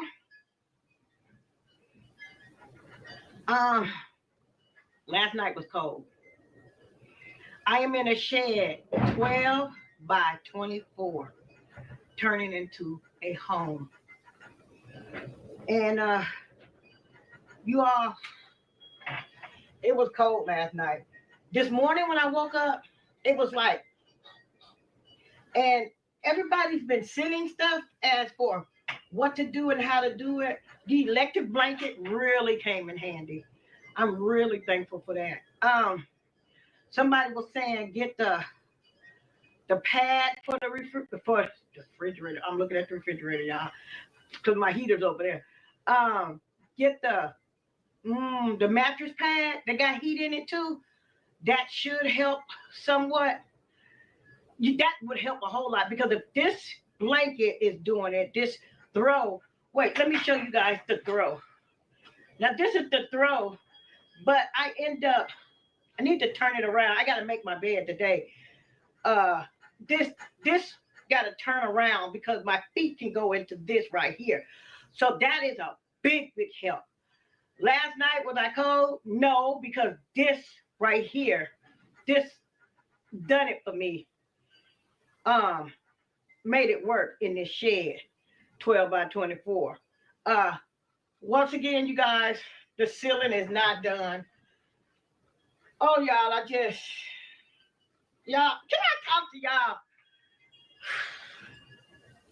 Talk, I know sister. you guys see the videos that is inviting and fun, and I am a lot of fun. But last night, something just like, it was cold, and I was like, I don't know if I can keep doing this. I don't even have nowhere to go. Yes, I have electric running from that to this. But when I tell you, you can't let your right know what your left is doing. I will not put my business out there on social media because a lot of people saying, well, but you can go, why don't you? Can't do that one. I woke up this morning and I'm thankful. I am grateful to be able to wake up. But I'm like, wow, but I got a peace of mind. Now, once I start moving around, I'm going to come up with some stuff. Last night, my heater went out. I have no more bottles. Well, you probably say, well, you can always go buy some. I don't have the money to buy them. You guys don't know. I am trying to fix this place up. And the bottles run $10. But If she talking about a Mr. Buddy heater and those small, like, I think the bottles are green, those small propane bottles that they use for camping and stuff like that. Now, if she's talking about that, yeah, that ain't gonna get you through the night. It's gonna run out quick. It's gonna run out quick. And then too, like I say, if you look at the space that she's in, she got too much space. So that heat that's coming out of the Mr. Buddy heater, like I explained to y'all, it is gonna rise up, right? She needs to have it real close to her, which I assume that's what she did. She had it real close. But if I were her, and I just heard what she said, and that's the reality for a lot of people, they just don't have the money like that, right? She's trying to do a lot of different things with the house. She's trying to fix it up. She's trying to make it a home, right? She's trying to convert it. So I know. I feel her. You understand what I'm saying? But when it comes to survival, I honestly feel like fixing up the house, I would probably pause and get what's going to be essential, or just keep me alive, and that's a heat source. Now, me personally, what I would do is I would invest into a wood burning stove. Okay, that's what I would do. Now, you always want to have a backup to that. I would get a propane heater. Okay, I'm gonna show you all the one that I have, but they're only like $170. Now it depends on the BTU rating, right? You can get one for 10 that's rated for 10,000 BTU, 12,000 BTU, 20,000, 30,000, so on and so forth. Now, depending on the amount of, like, basically the square footage that you dealing with, that'll determine which size you get, right? I believe 12,000 BTU heats up to like 300 square feet. I think, I can't remember it off the top of my head, but I would get that. I'll get a propane heater because it's gonna last longer than that Mr. Buddy, right? Get a propane heater and then get 100-pound tank, right? And what I would do is I put it on the lowest setting, and you don't have to run it all night, but just turn it on, you know, when it gets nice and toasty or whatever, turn it off so you won't waste all the fuel. But like I said, that'll only be a backup, right? And I'm gonna show y'all what I got going on with it, because I got the wood burning stove, but I also got the propane heater, and I'm gonna show you what I'm using it for. All right. So aside from that, I mean, there's other sources of heat, you know, but this is a reality, man. This is a reality, right? And this is something that people have to think about. I don't know. I just don't know. But I can't give up. I am not a person to just give up. I'm not. I got clothes. I bought this. Well, a supporter bought it. And this kind of keeps me warm. And I got my socks on. You guys see, they make today. You see both of them got pink on it. So I got that. And this right here, like last night, I had this and I did like it, and then I put the cover on me, and then I covered my whole head up last night so the heat can stay in the inside. Yeah, let me tell you something. Oh my God, y'all, let me tell you something. Let me see. I'm looking at both the vents. And I'm looking at my heater that had heat, and it just goes straight out. It's just going straight out. I don't know. People say, well, you can get you a little stove, a wooden stove. I would. I don't have the finance to do it. I don't have the finance to do it. I don't have the finance to run my wire now. I thought, you know, I'm like, okay, I got this. But I started doing the inside because I didn't know it was going to be this cold. Do I cry? I cried. Sometimes, right now, I'm holding back tears now.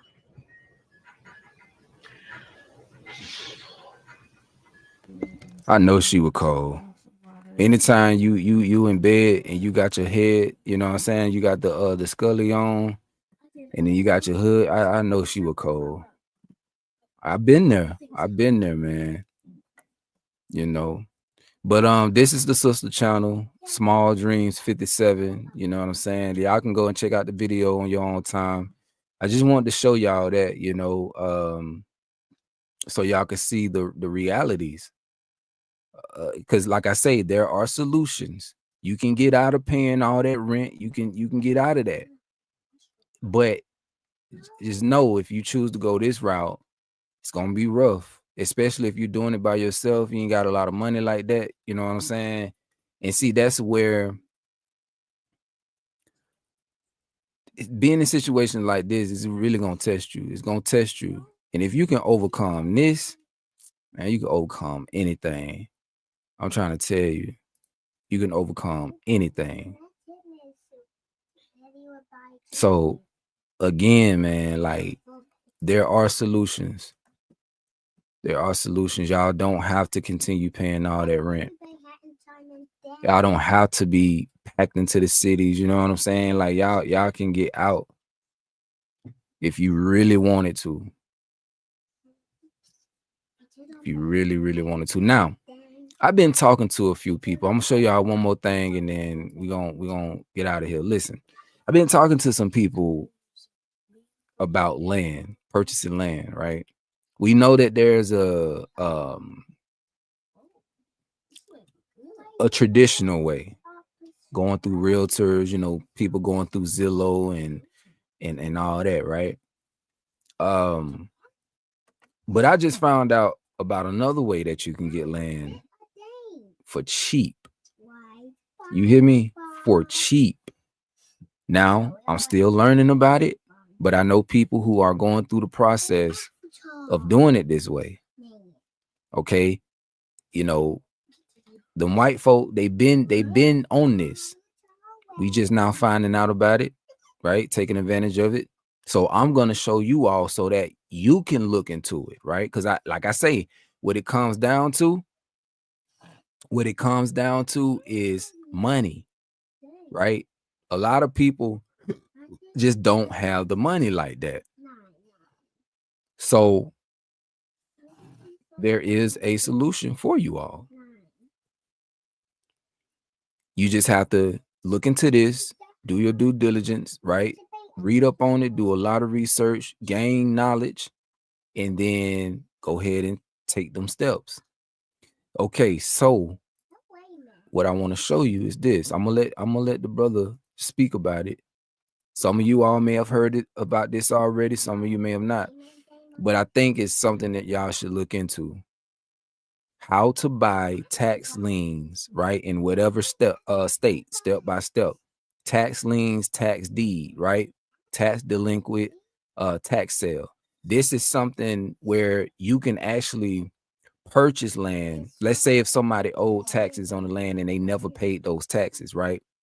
And then the state takes over or whatever, you can go in, and I'm just explaining just my lack of knowledge, but you can go in, right? Wherever county the land is in, you can call them or go to the clerk office or whatever, and you can pay them taxes, and then boom, that's your land. You know what I'm saying?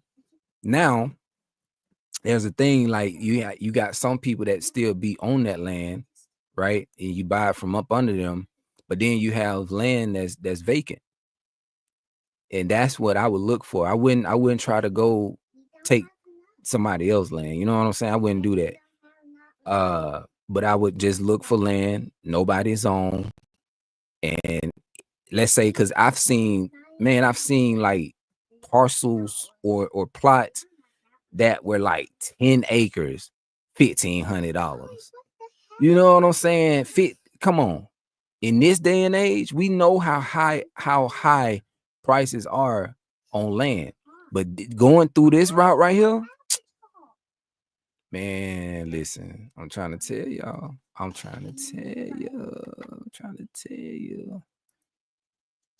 The information is out there. We ain't looking for it. Check this out. Listen to this. It's only 3 minutes.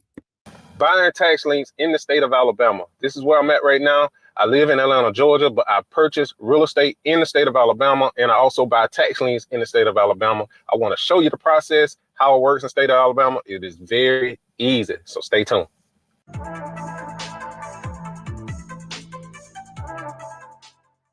Alabama tax liens are very unique. In the state of Alabama, taxes are due October the 1st, and they become delinquent January the 1st. So if you don't pay your taxes between that time frame, the city or the county can actually put a tax lien on your property. And so right now I'm standing outside the probate building. This is where they do all the recording of the deeds, and this is where you can actually pay your taxes at, okay? I say Alabama is very unique because they have what you call over-the-counter tax liens. So you can actually purchase tax liens in the state of Alabama from the actual state. So I'm gonna show you guys the exact process because I gotta go over to one of the buildings and get a certificate for my property so I can get a tax deed. So I get a tax deed from this building, okay? And this process works throughout the state of Alabama. Each county is different. You just have to go to your county and actually find out what building is what. The state of Alabama holds their tax sales once a year, and they're normally between the months of April and May, sometimes June, but you definitely need to check with your city or the county and make sure and check to see when the next tax sale will be. Now, you can actually get a list from the county. If the county doesn't give you a list, you can actually get a tax lien list from the newspaper. I always like to check the newspaper.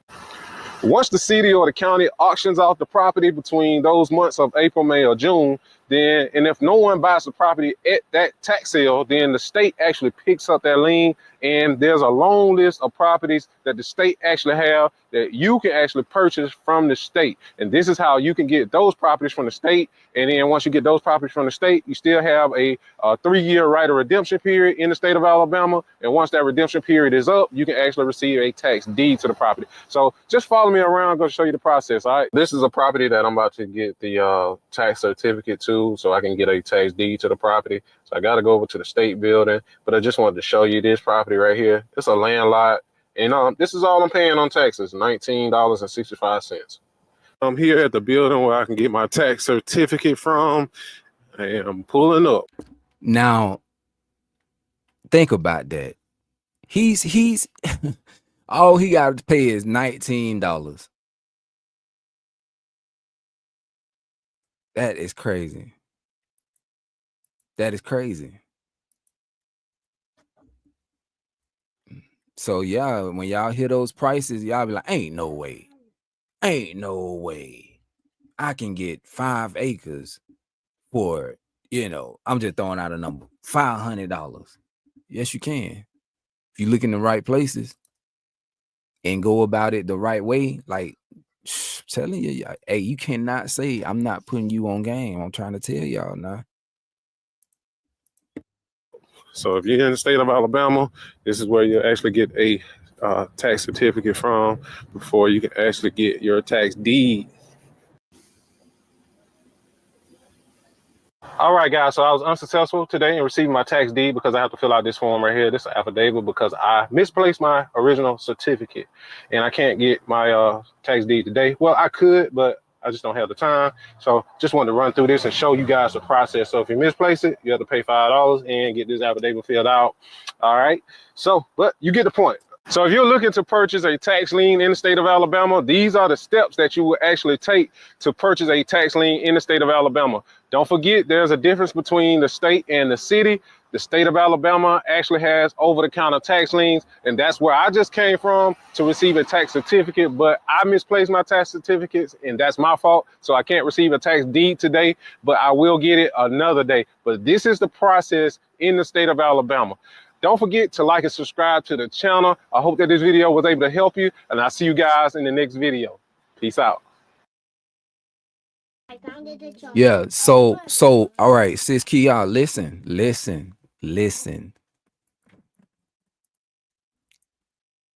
What you have to do, just type this in and then just, embark on that journey. How to buy tax liens, okay? Tax deed, all that information. There's courses on it. You have to do your research. Okay? All I'm doing is exposing y'all to it. You got to take it from here. You understand what I'm saying? See, my situation is different. Okay? Because we already got the land. But if we were interested in looking for more, because I'm gonna keep it 100 with y'all.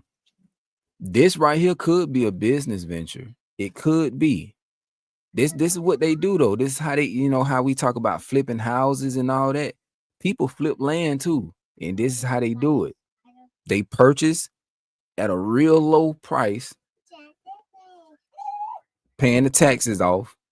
They eventually get the deed, and then boom, they put it on the market and sell that mug for 20,000, 30,000, right?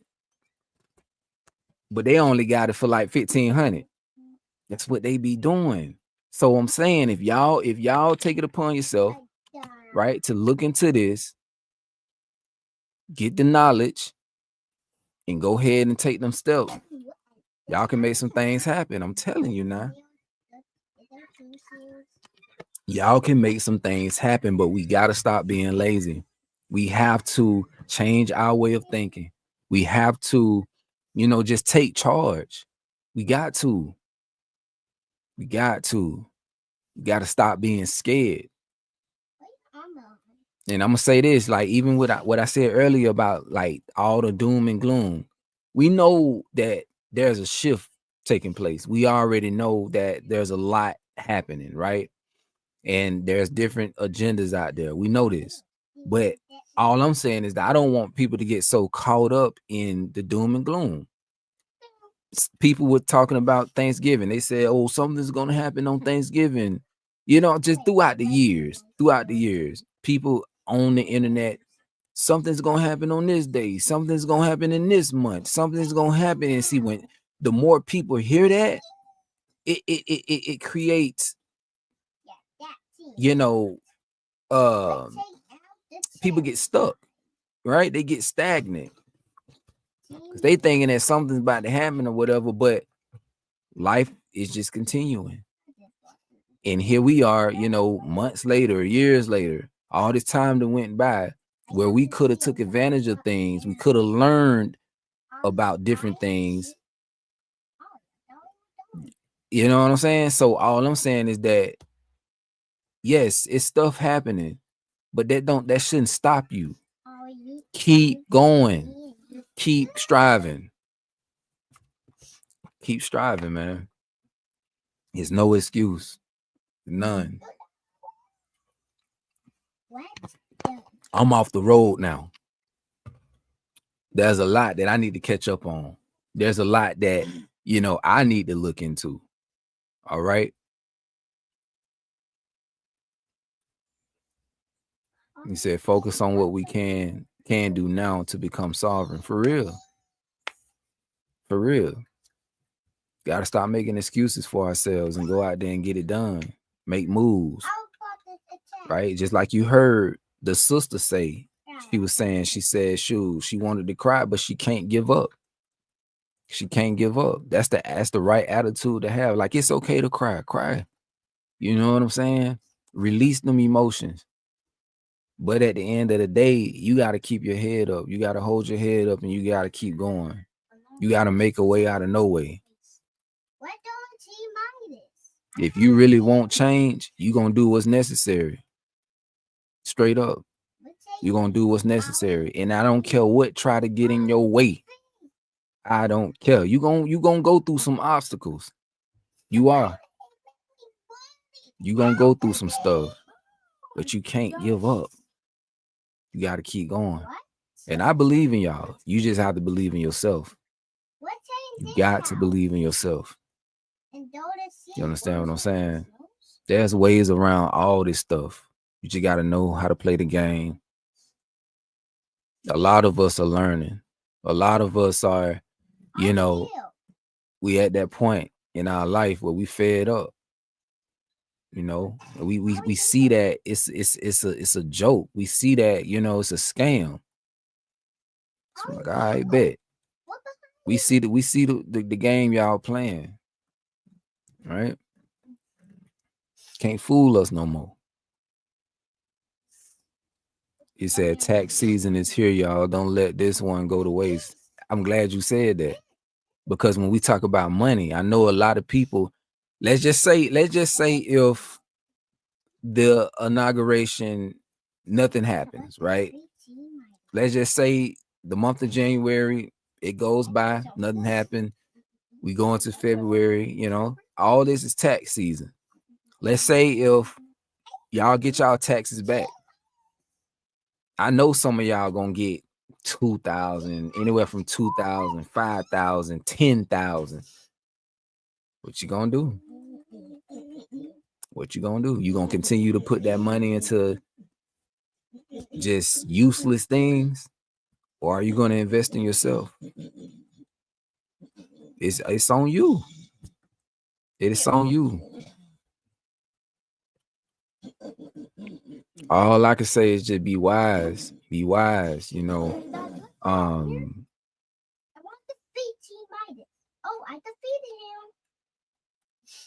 don't know. I don't know, man. I don't know.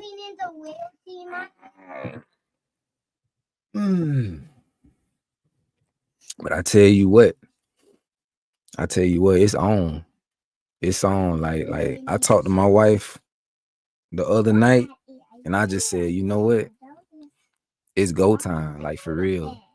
Like as long as this system is up, still running, we about to make some moves. We about to make some moves. And that's why I always say is like, you know, I empathize with people. And I'm gonna continue to try to motivate people and encourage people, right, to do for themselves, to break out of that, you know what I'm saying, that slave mentality, that, you know, just that out of that negative mindset, like just continue to speak positivity and all that. I'm gonna continue doing that. But for my own situation, yeah, I'm gonna make some changes. And me and my wife, we finna, you know, we finna tag team and we finna do some things for real. And I'm gonna document all of it. I'm gonna document all of it just so I can show y'all the processes and everything like that. Show y'all that it can be done, like I showed you with everything else. So I just pray that the Most High continue using us, continue using all those who are doing what we doing, right? And like I said, not everybody's doing the same things. You know, we all got our different ways of doing things and all that, but still the fact that we all doing something, you know, that's what matters the most, right? But yeah, I just pray. I pray for all of y'all. I pray for you sisters who are single, you mothers, single mothers out there. And I just pray for y'all, man. I really pray that y'all find y'all communities, y'all tribes, right? I pray that brothers can step up and start being men, right? Using wisdom.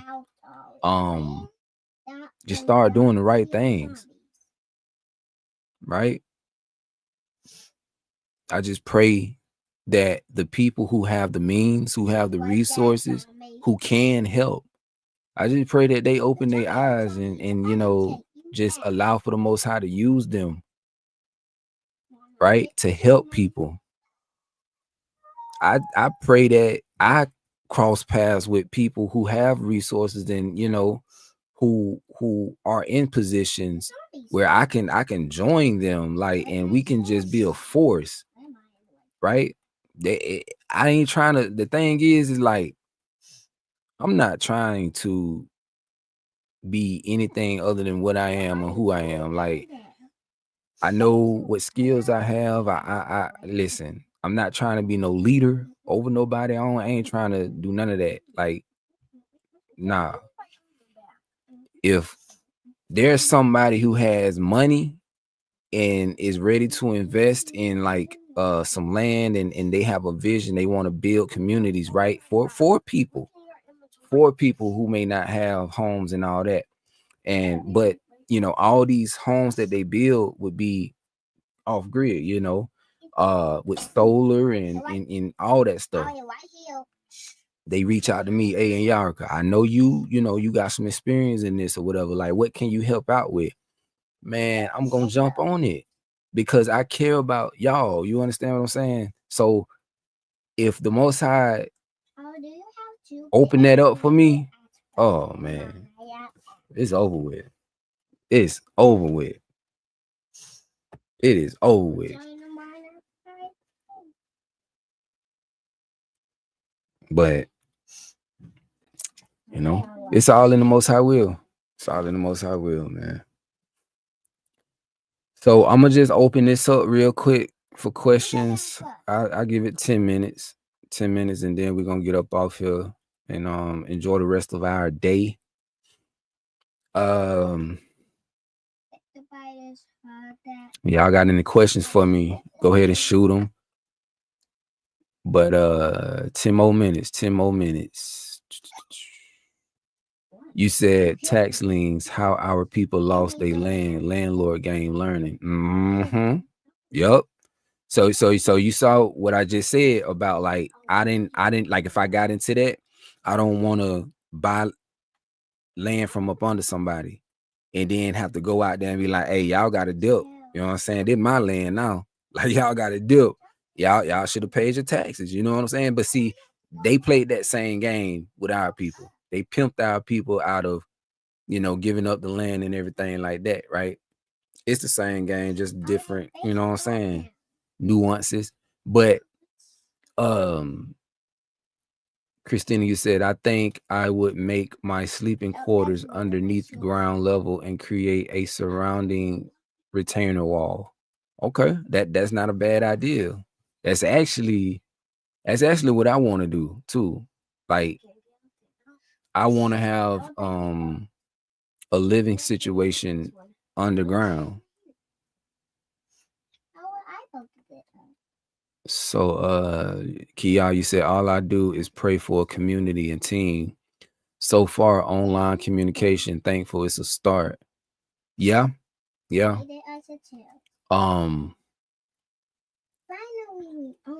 Christina, you said super facts. Is this Shanann or Kanan? Salutations, family. Pray you and the family are well. Likewise, brother. What sister? I can't see the profile, but likewise. Elia, Elia. You said, I pray that if we get our funds up enough to get land and build homes or a home, that I can reach out to you. And I was thinking, Pastor Dow, first, I see you in the trenches. Keep it going. Yeah. Hey, don't hesitate. Like once you get done, don't hesitate. Don't hesitate to reach out, man. I'll help you out. Kia, that young man gave me hope in just stepping out and leave solo, shack up out here somewhere. Yeah. And see, that's the thing. Like, I don't know if somebody asked the question while watching that, like, do he got land or and it sounds like you can hear a highway in the background. You can hear cars. So I'm assuming that the spot that he got is like right off the highway off into a wooded area, you know what I'm saying? And remember I told y'all this a while back. Me being a truck driver and just driving all throughout the country, the idea that he had, that's the idea I had. I said that, like, okay, if I was ever out here on the road, right, and if it came down to it, all these heavenly wooded areas, I was like, shoot, man, I'll duck off in one of these areas. You know what I'm saying? And build me some out there. Like, who finna come out? Like, who finna come out there? When I was in West Virginia, oh my goodness, all that land, man. And it ain't just West Virginia, it's Tennessee. You feel me? Like all these places, Arkansas, Oklahoma, Texas. And I'm talking about like different parts of the states, though. You know what I'm saying? I ain't talking about the populated areas, the congested areas, the metropolitan areas. I'm talking about the wooded areas, right? That's far out. Just driving by these locations. Man, come on. I don't care about no dang law, but like, if it came down to it, I'm finna find me a little spot. You know, that's out of the way. Ain't nobody there occupying it. Shoot. But yeah. You said we got to put someone in charge to accept donations and help those to build. If we donate, we can start something. Yeah, but see, that's the thing though. Like it gotta be somebody you can trust. You gotta create like a pot, right? Create a pot where people donate money to, and you don't touch that money. Nobody touches the money, right? And let's just say let's just say if we all on here right now agreed and said, hey, let's create a pot. And this pot is where we're going to send money so that we can look for land, right? We're gonna use this money to purchase land or something with the land. Like, okay, cool, bet. So everybody start donating to that or whatever. Of course, it's gonna be more to it, right? It's gonna be more to it and stuff like that. But Let's say boom, everybody put their money in there. That it's gonna accumulate so fast. So fast. If it's 23 people on here watching right now, and 23 people put like $5 here, $10 there, $20 there, do, right? That money is gonna stack up fast. Between all of us, we'll have it in no time. Probably by next month, we'll be able to go and look for some land. Boom. Purchase the land, right? And then next step, okay, boom. You know, let's all put our money together to get materials to start building houses. Now, it all depends though, because if we get flat land, let's say we get flat land, like I showed y'all in the beginning with the sheds, you can go get a shed, start off with that, but no, you can always add on to it. You understand what I'm saying? So you get a shed, start out with that, man, it'll be beautiful. We'll have a whole little compound, right? Ultimately, that's what I envision. That's what I would want to do. I'll have like a whole little compound, house right there, you know, a office building, a gathering section, right? If people want to come out and just kick it, you know, we got a little fire pit, we got a little section where we can cook food, you know what I'm saying? We can make the jump happen. We can. Ain't nothing stopping us, right? So again, if we put our head together, I'm telling you, we can make some things happen. We can make some things happen. I know we can do it. I've seen other people do it.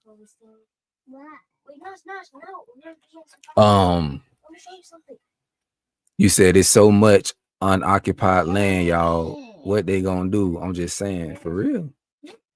You will be considered a squatter, but man, listen. Places I done been to, ain't nobody coming out there checking for nobody. I'm trying to tell you.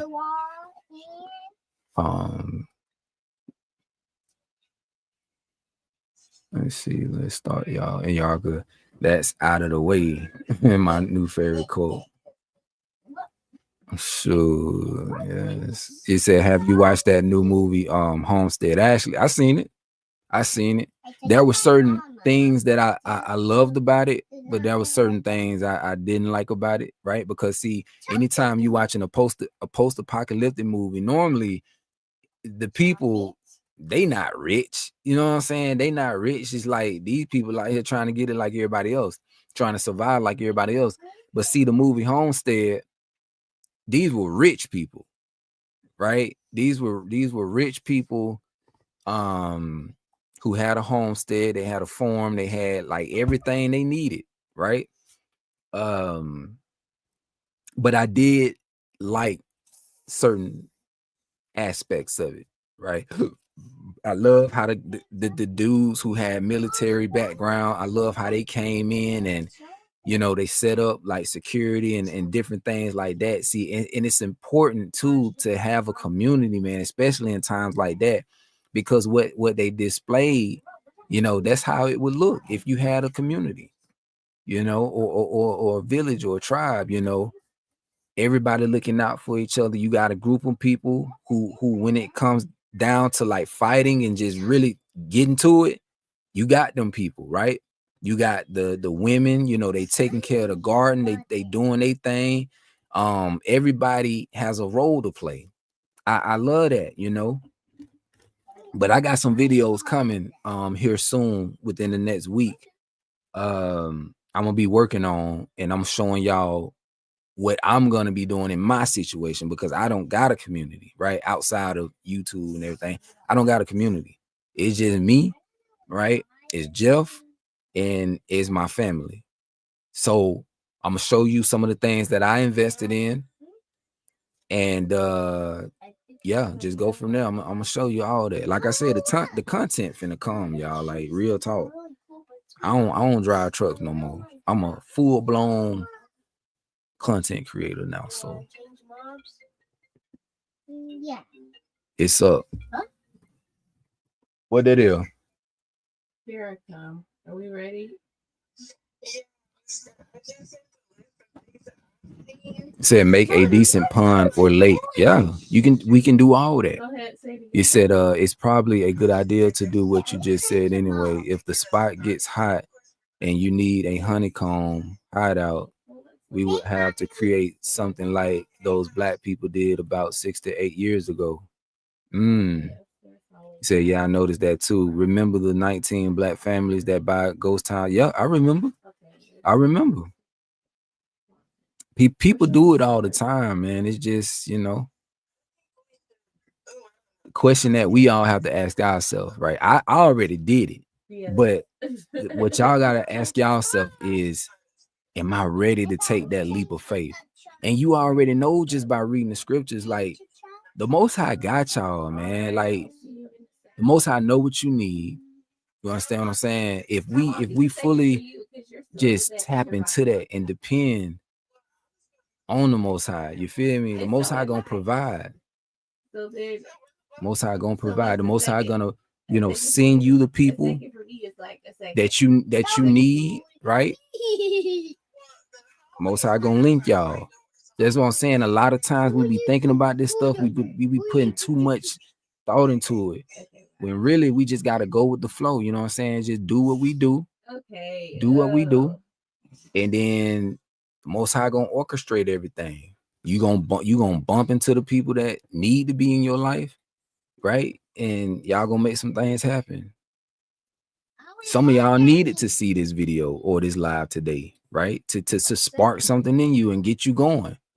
Some of y'all needed to see some of this stuff, because I'm sure that most of y'all that's watching right now are paying rent or a mortgage or whatever. So all I'm saying is this: listen, I'm not trying to bring you down by saying why you still paying rent or anything like that. Listen, I get it. I understand the circumstances. I get it. All I'm saying is that there are solutions. If you're trying to get out of that, you tired of paying that, you tired of, you know what I'm saying? Like even when it comes to the school, the children and the education, right? A lot of people say, well, I can't just take my children out of school because I work. Well, you got to do whatever it takes to put yourself in a position to keep your children with you or your child with you, so you can homeschool them. So if that means that, okay, boom, you working in a building now, you got to leave the house every day and put the child in school and then put the child in daycare. You know what I'm saying? You got all this stuff going on. Well, take a little time and look for some work from home jobs. You understand what I'm saying? Like just you got to think outside the box. You know what I'm saying? Hold on 1 second. Well, 1 second. Hold on.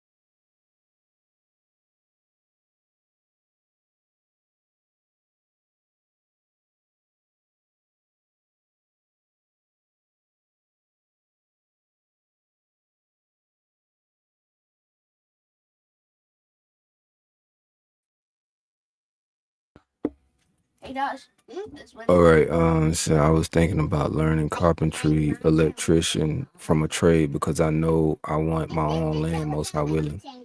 Pull our resources and talents, touch base via social media and meet and greet. Yes. Somebody said y'all should go talk to the old hippies and learn. Oh, 1 second. Let me see something. You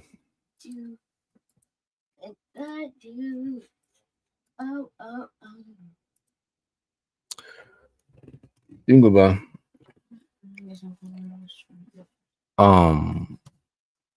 Y'all should go talk to the old hippies and learn how and why their communities fail. There's videos out there on that, and see, that's what I talk about. I tell people all the time, you know, before you even think about getting into a community or forming a community, there are things that you should consider, right? People got issues. People out here are still dealing with childhood unresolved trauma. Always say how much money you have. I don't know. Go over there. I want you to buy this. I say nothing. People are still dealing with trauma and they got problems that they haven't, you know, they haven't taken the time to resolve, you know, or work out. So all of that stuff is gonna come up in these communities. All of it. You need like elders, or you need people who are mature, right? People who have been through things and that people can go to and get advice and wisdom from, right? I'm just saying, if you look back in the old days, I'm talking in ancient times, you look at the way communities and stuff operated, you know. So it's a lot to consider.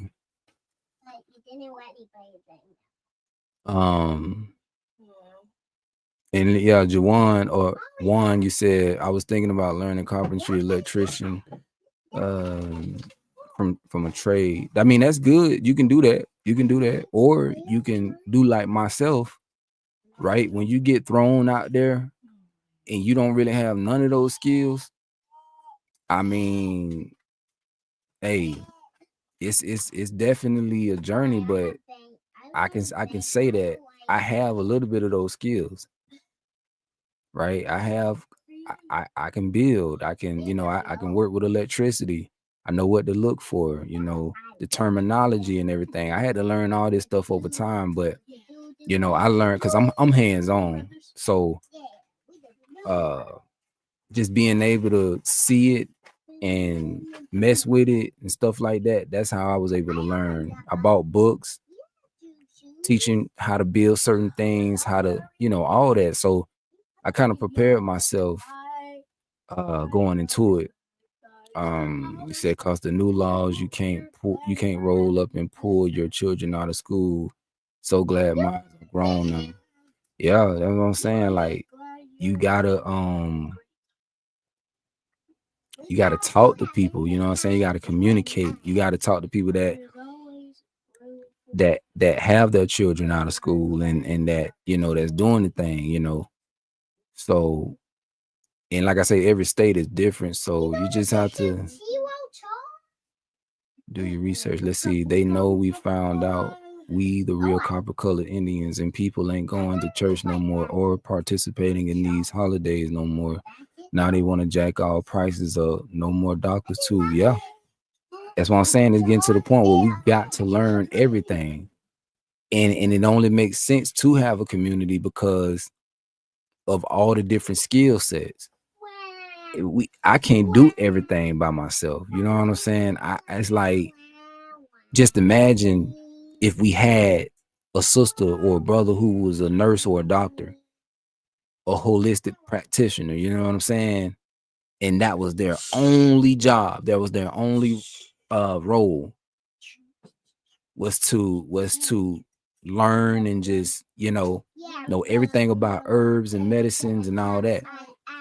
Somebody gets sick, hey, y'all go to such and such. Let's go to such and such. Let's, you know what I'm saying?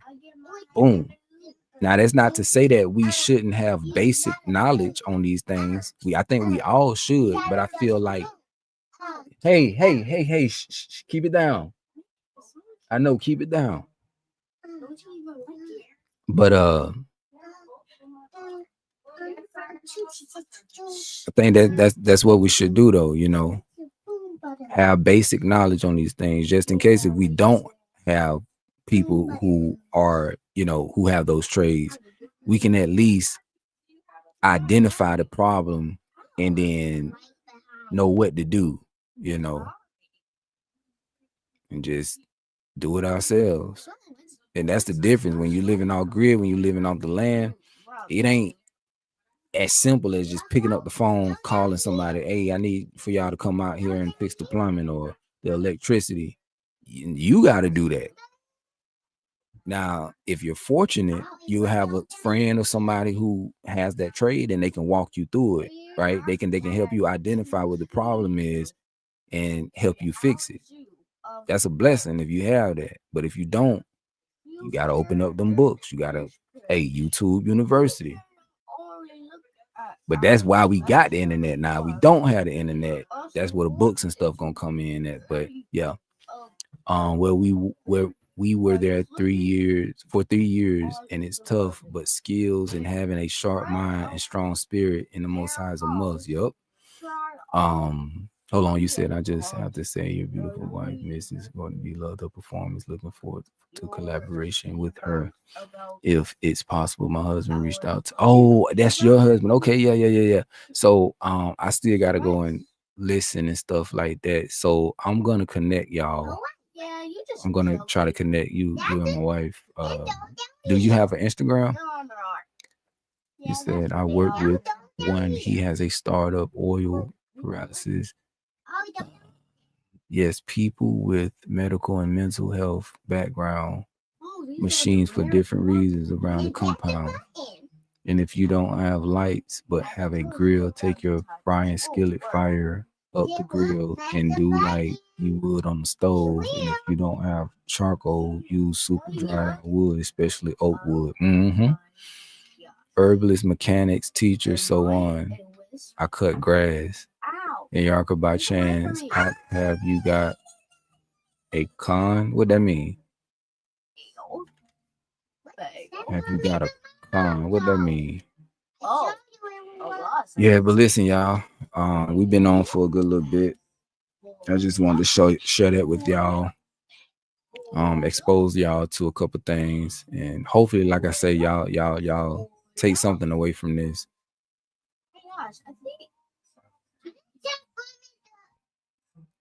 I gotta skedaddle. Go give me something to eat.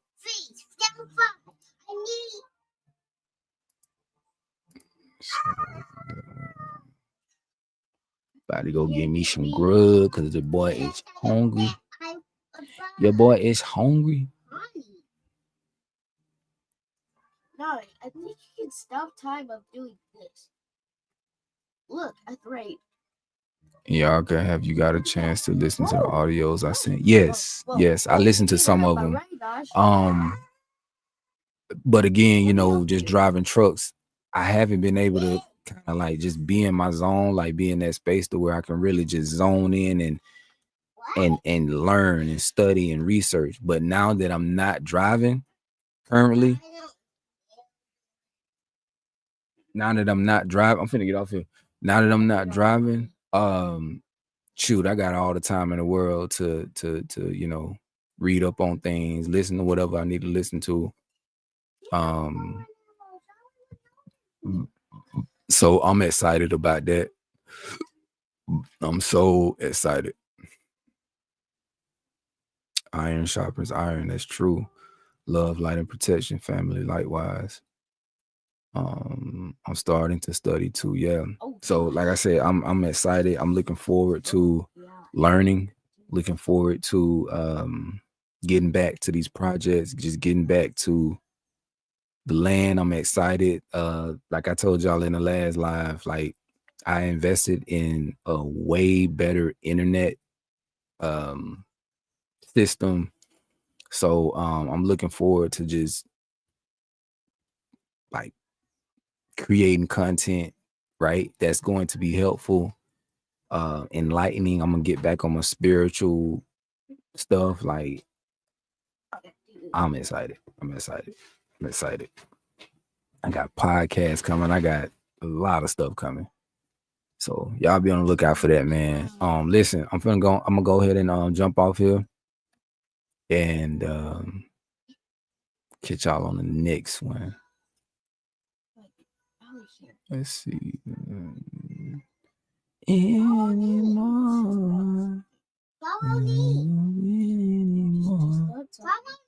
Baby, Versace on the floor. Baby, not to me, my girl. Versace on the floor. They said living naturally would be the way of life, but nothing our spirits don't remember. Exactly. It's all there. It's all there.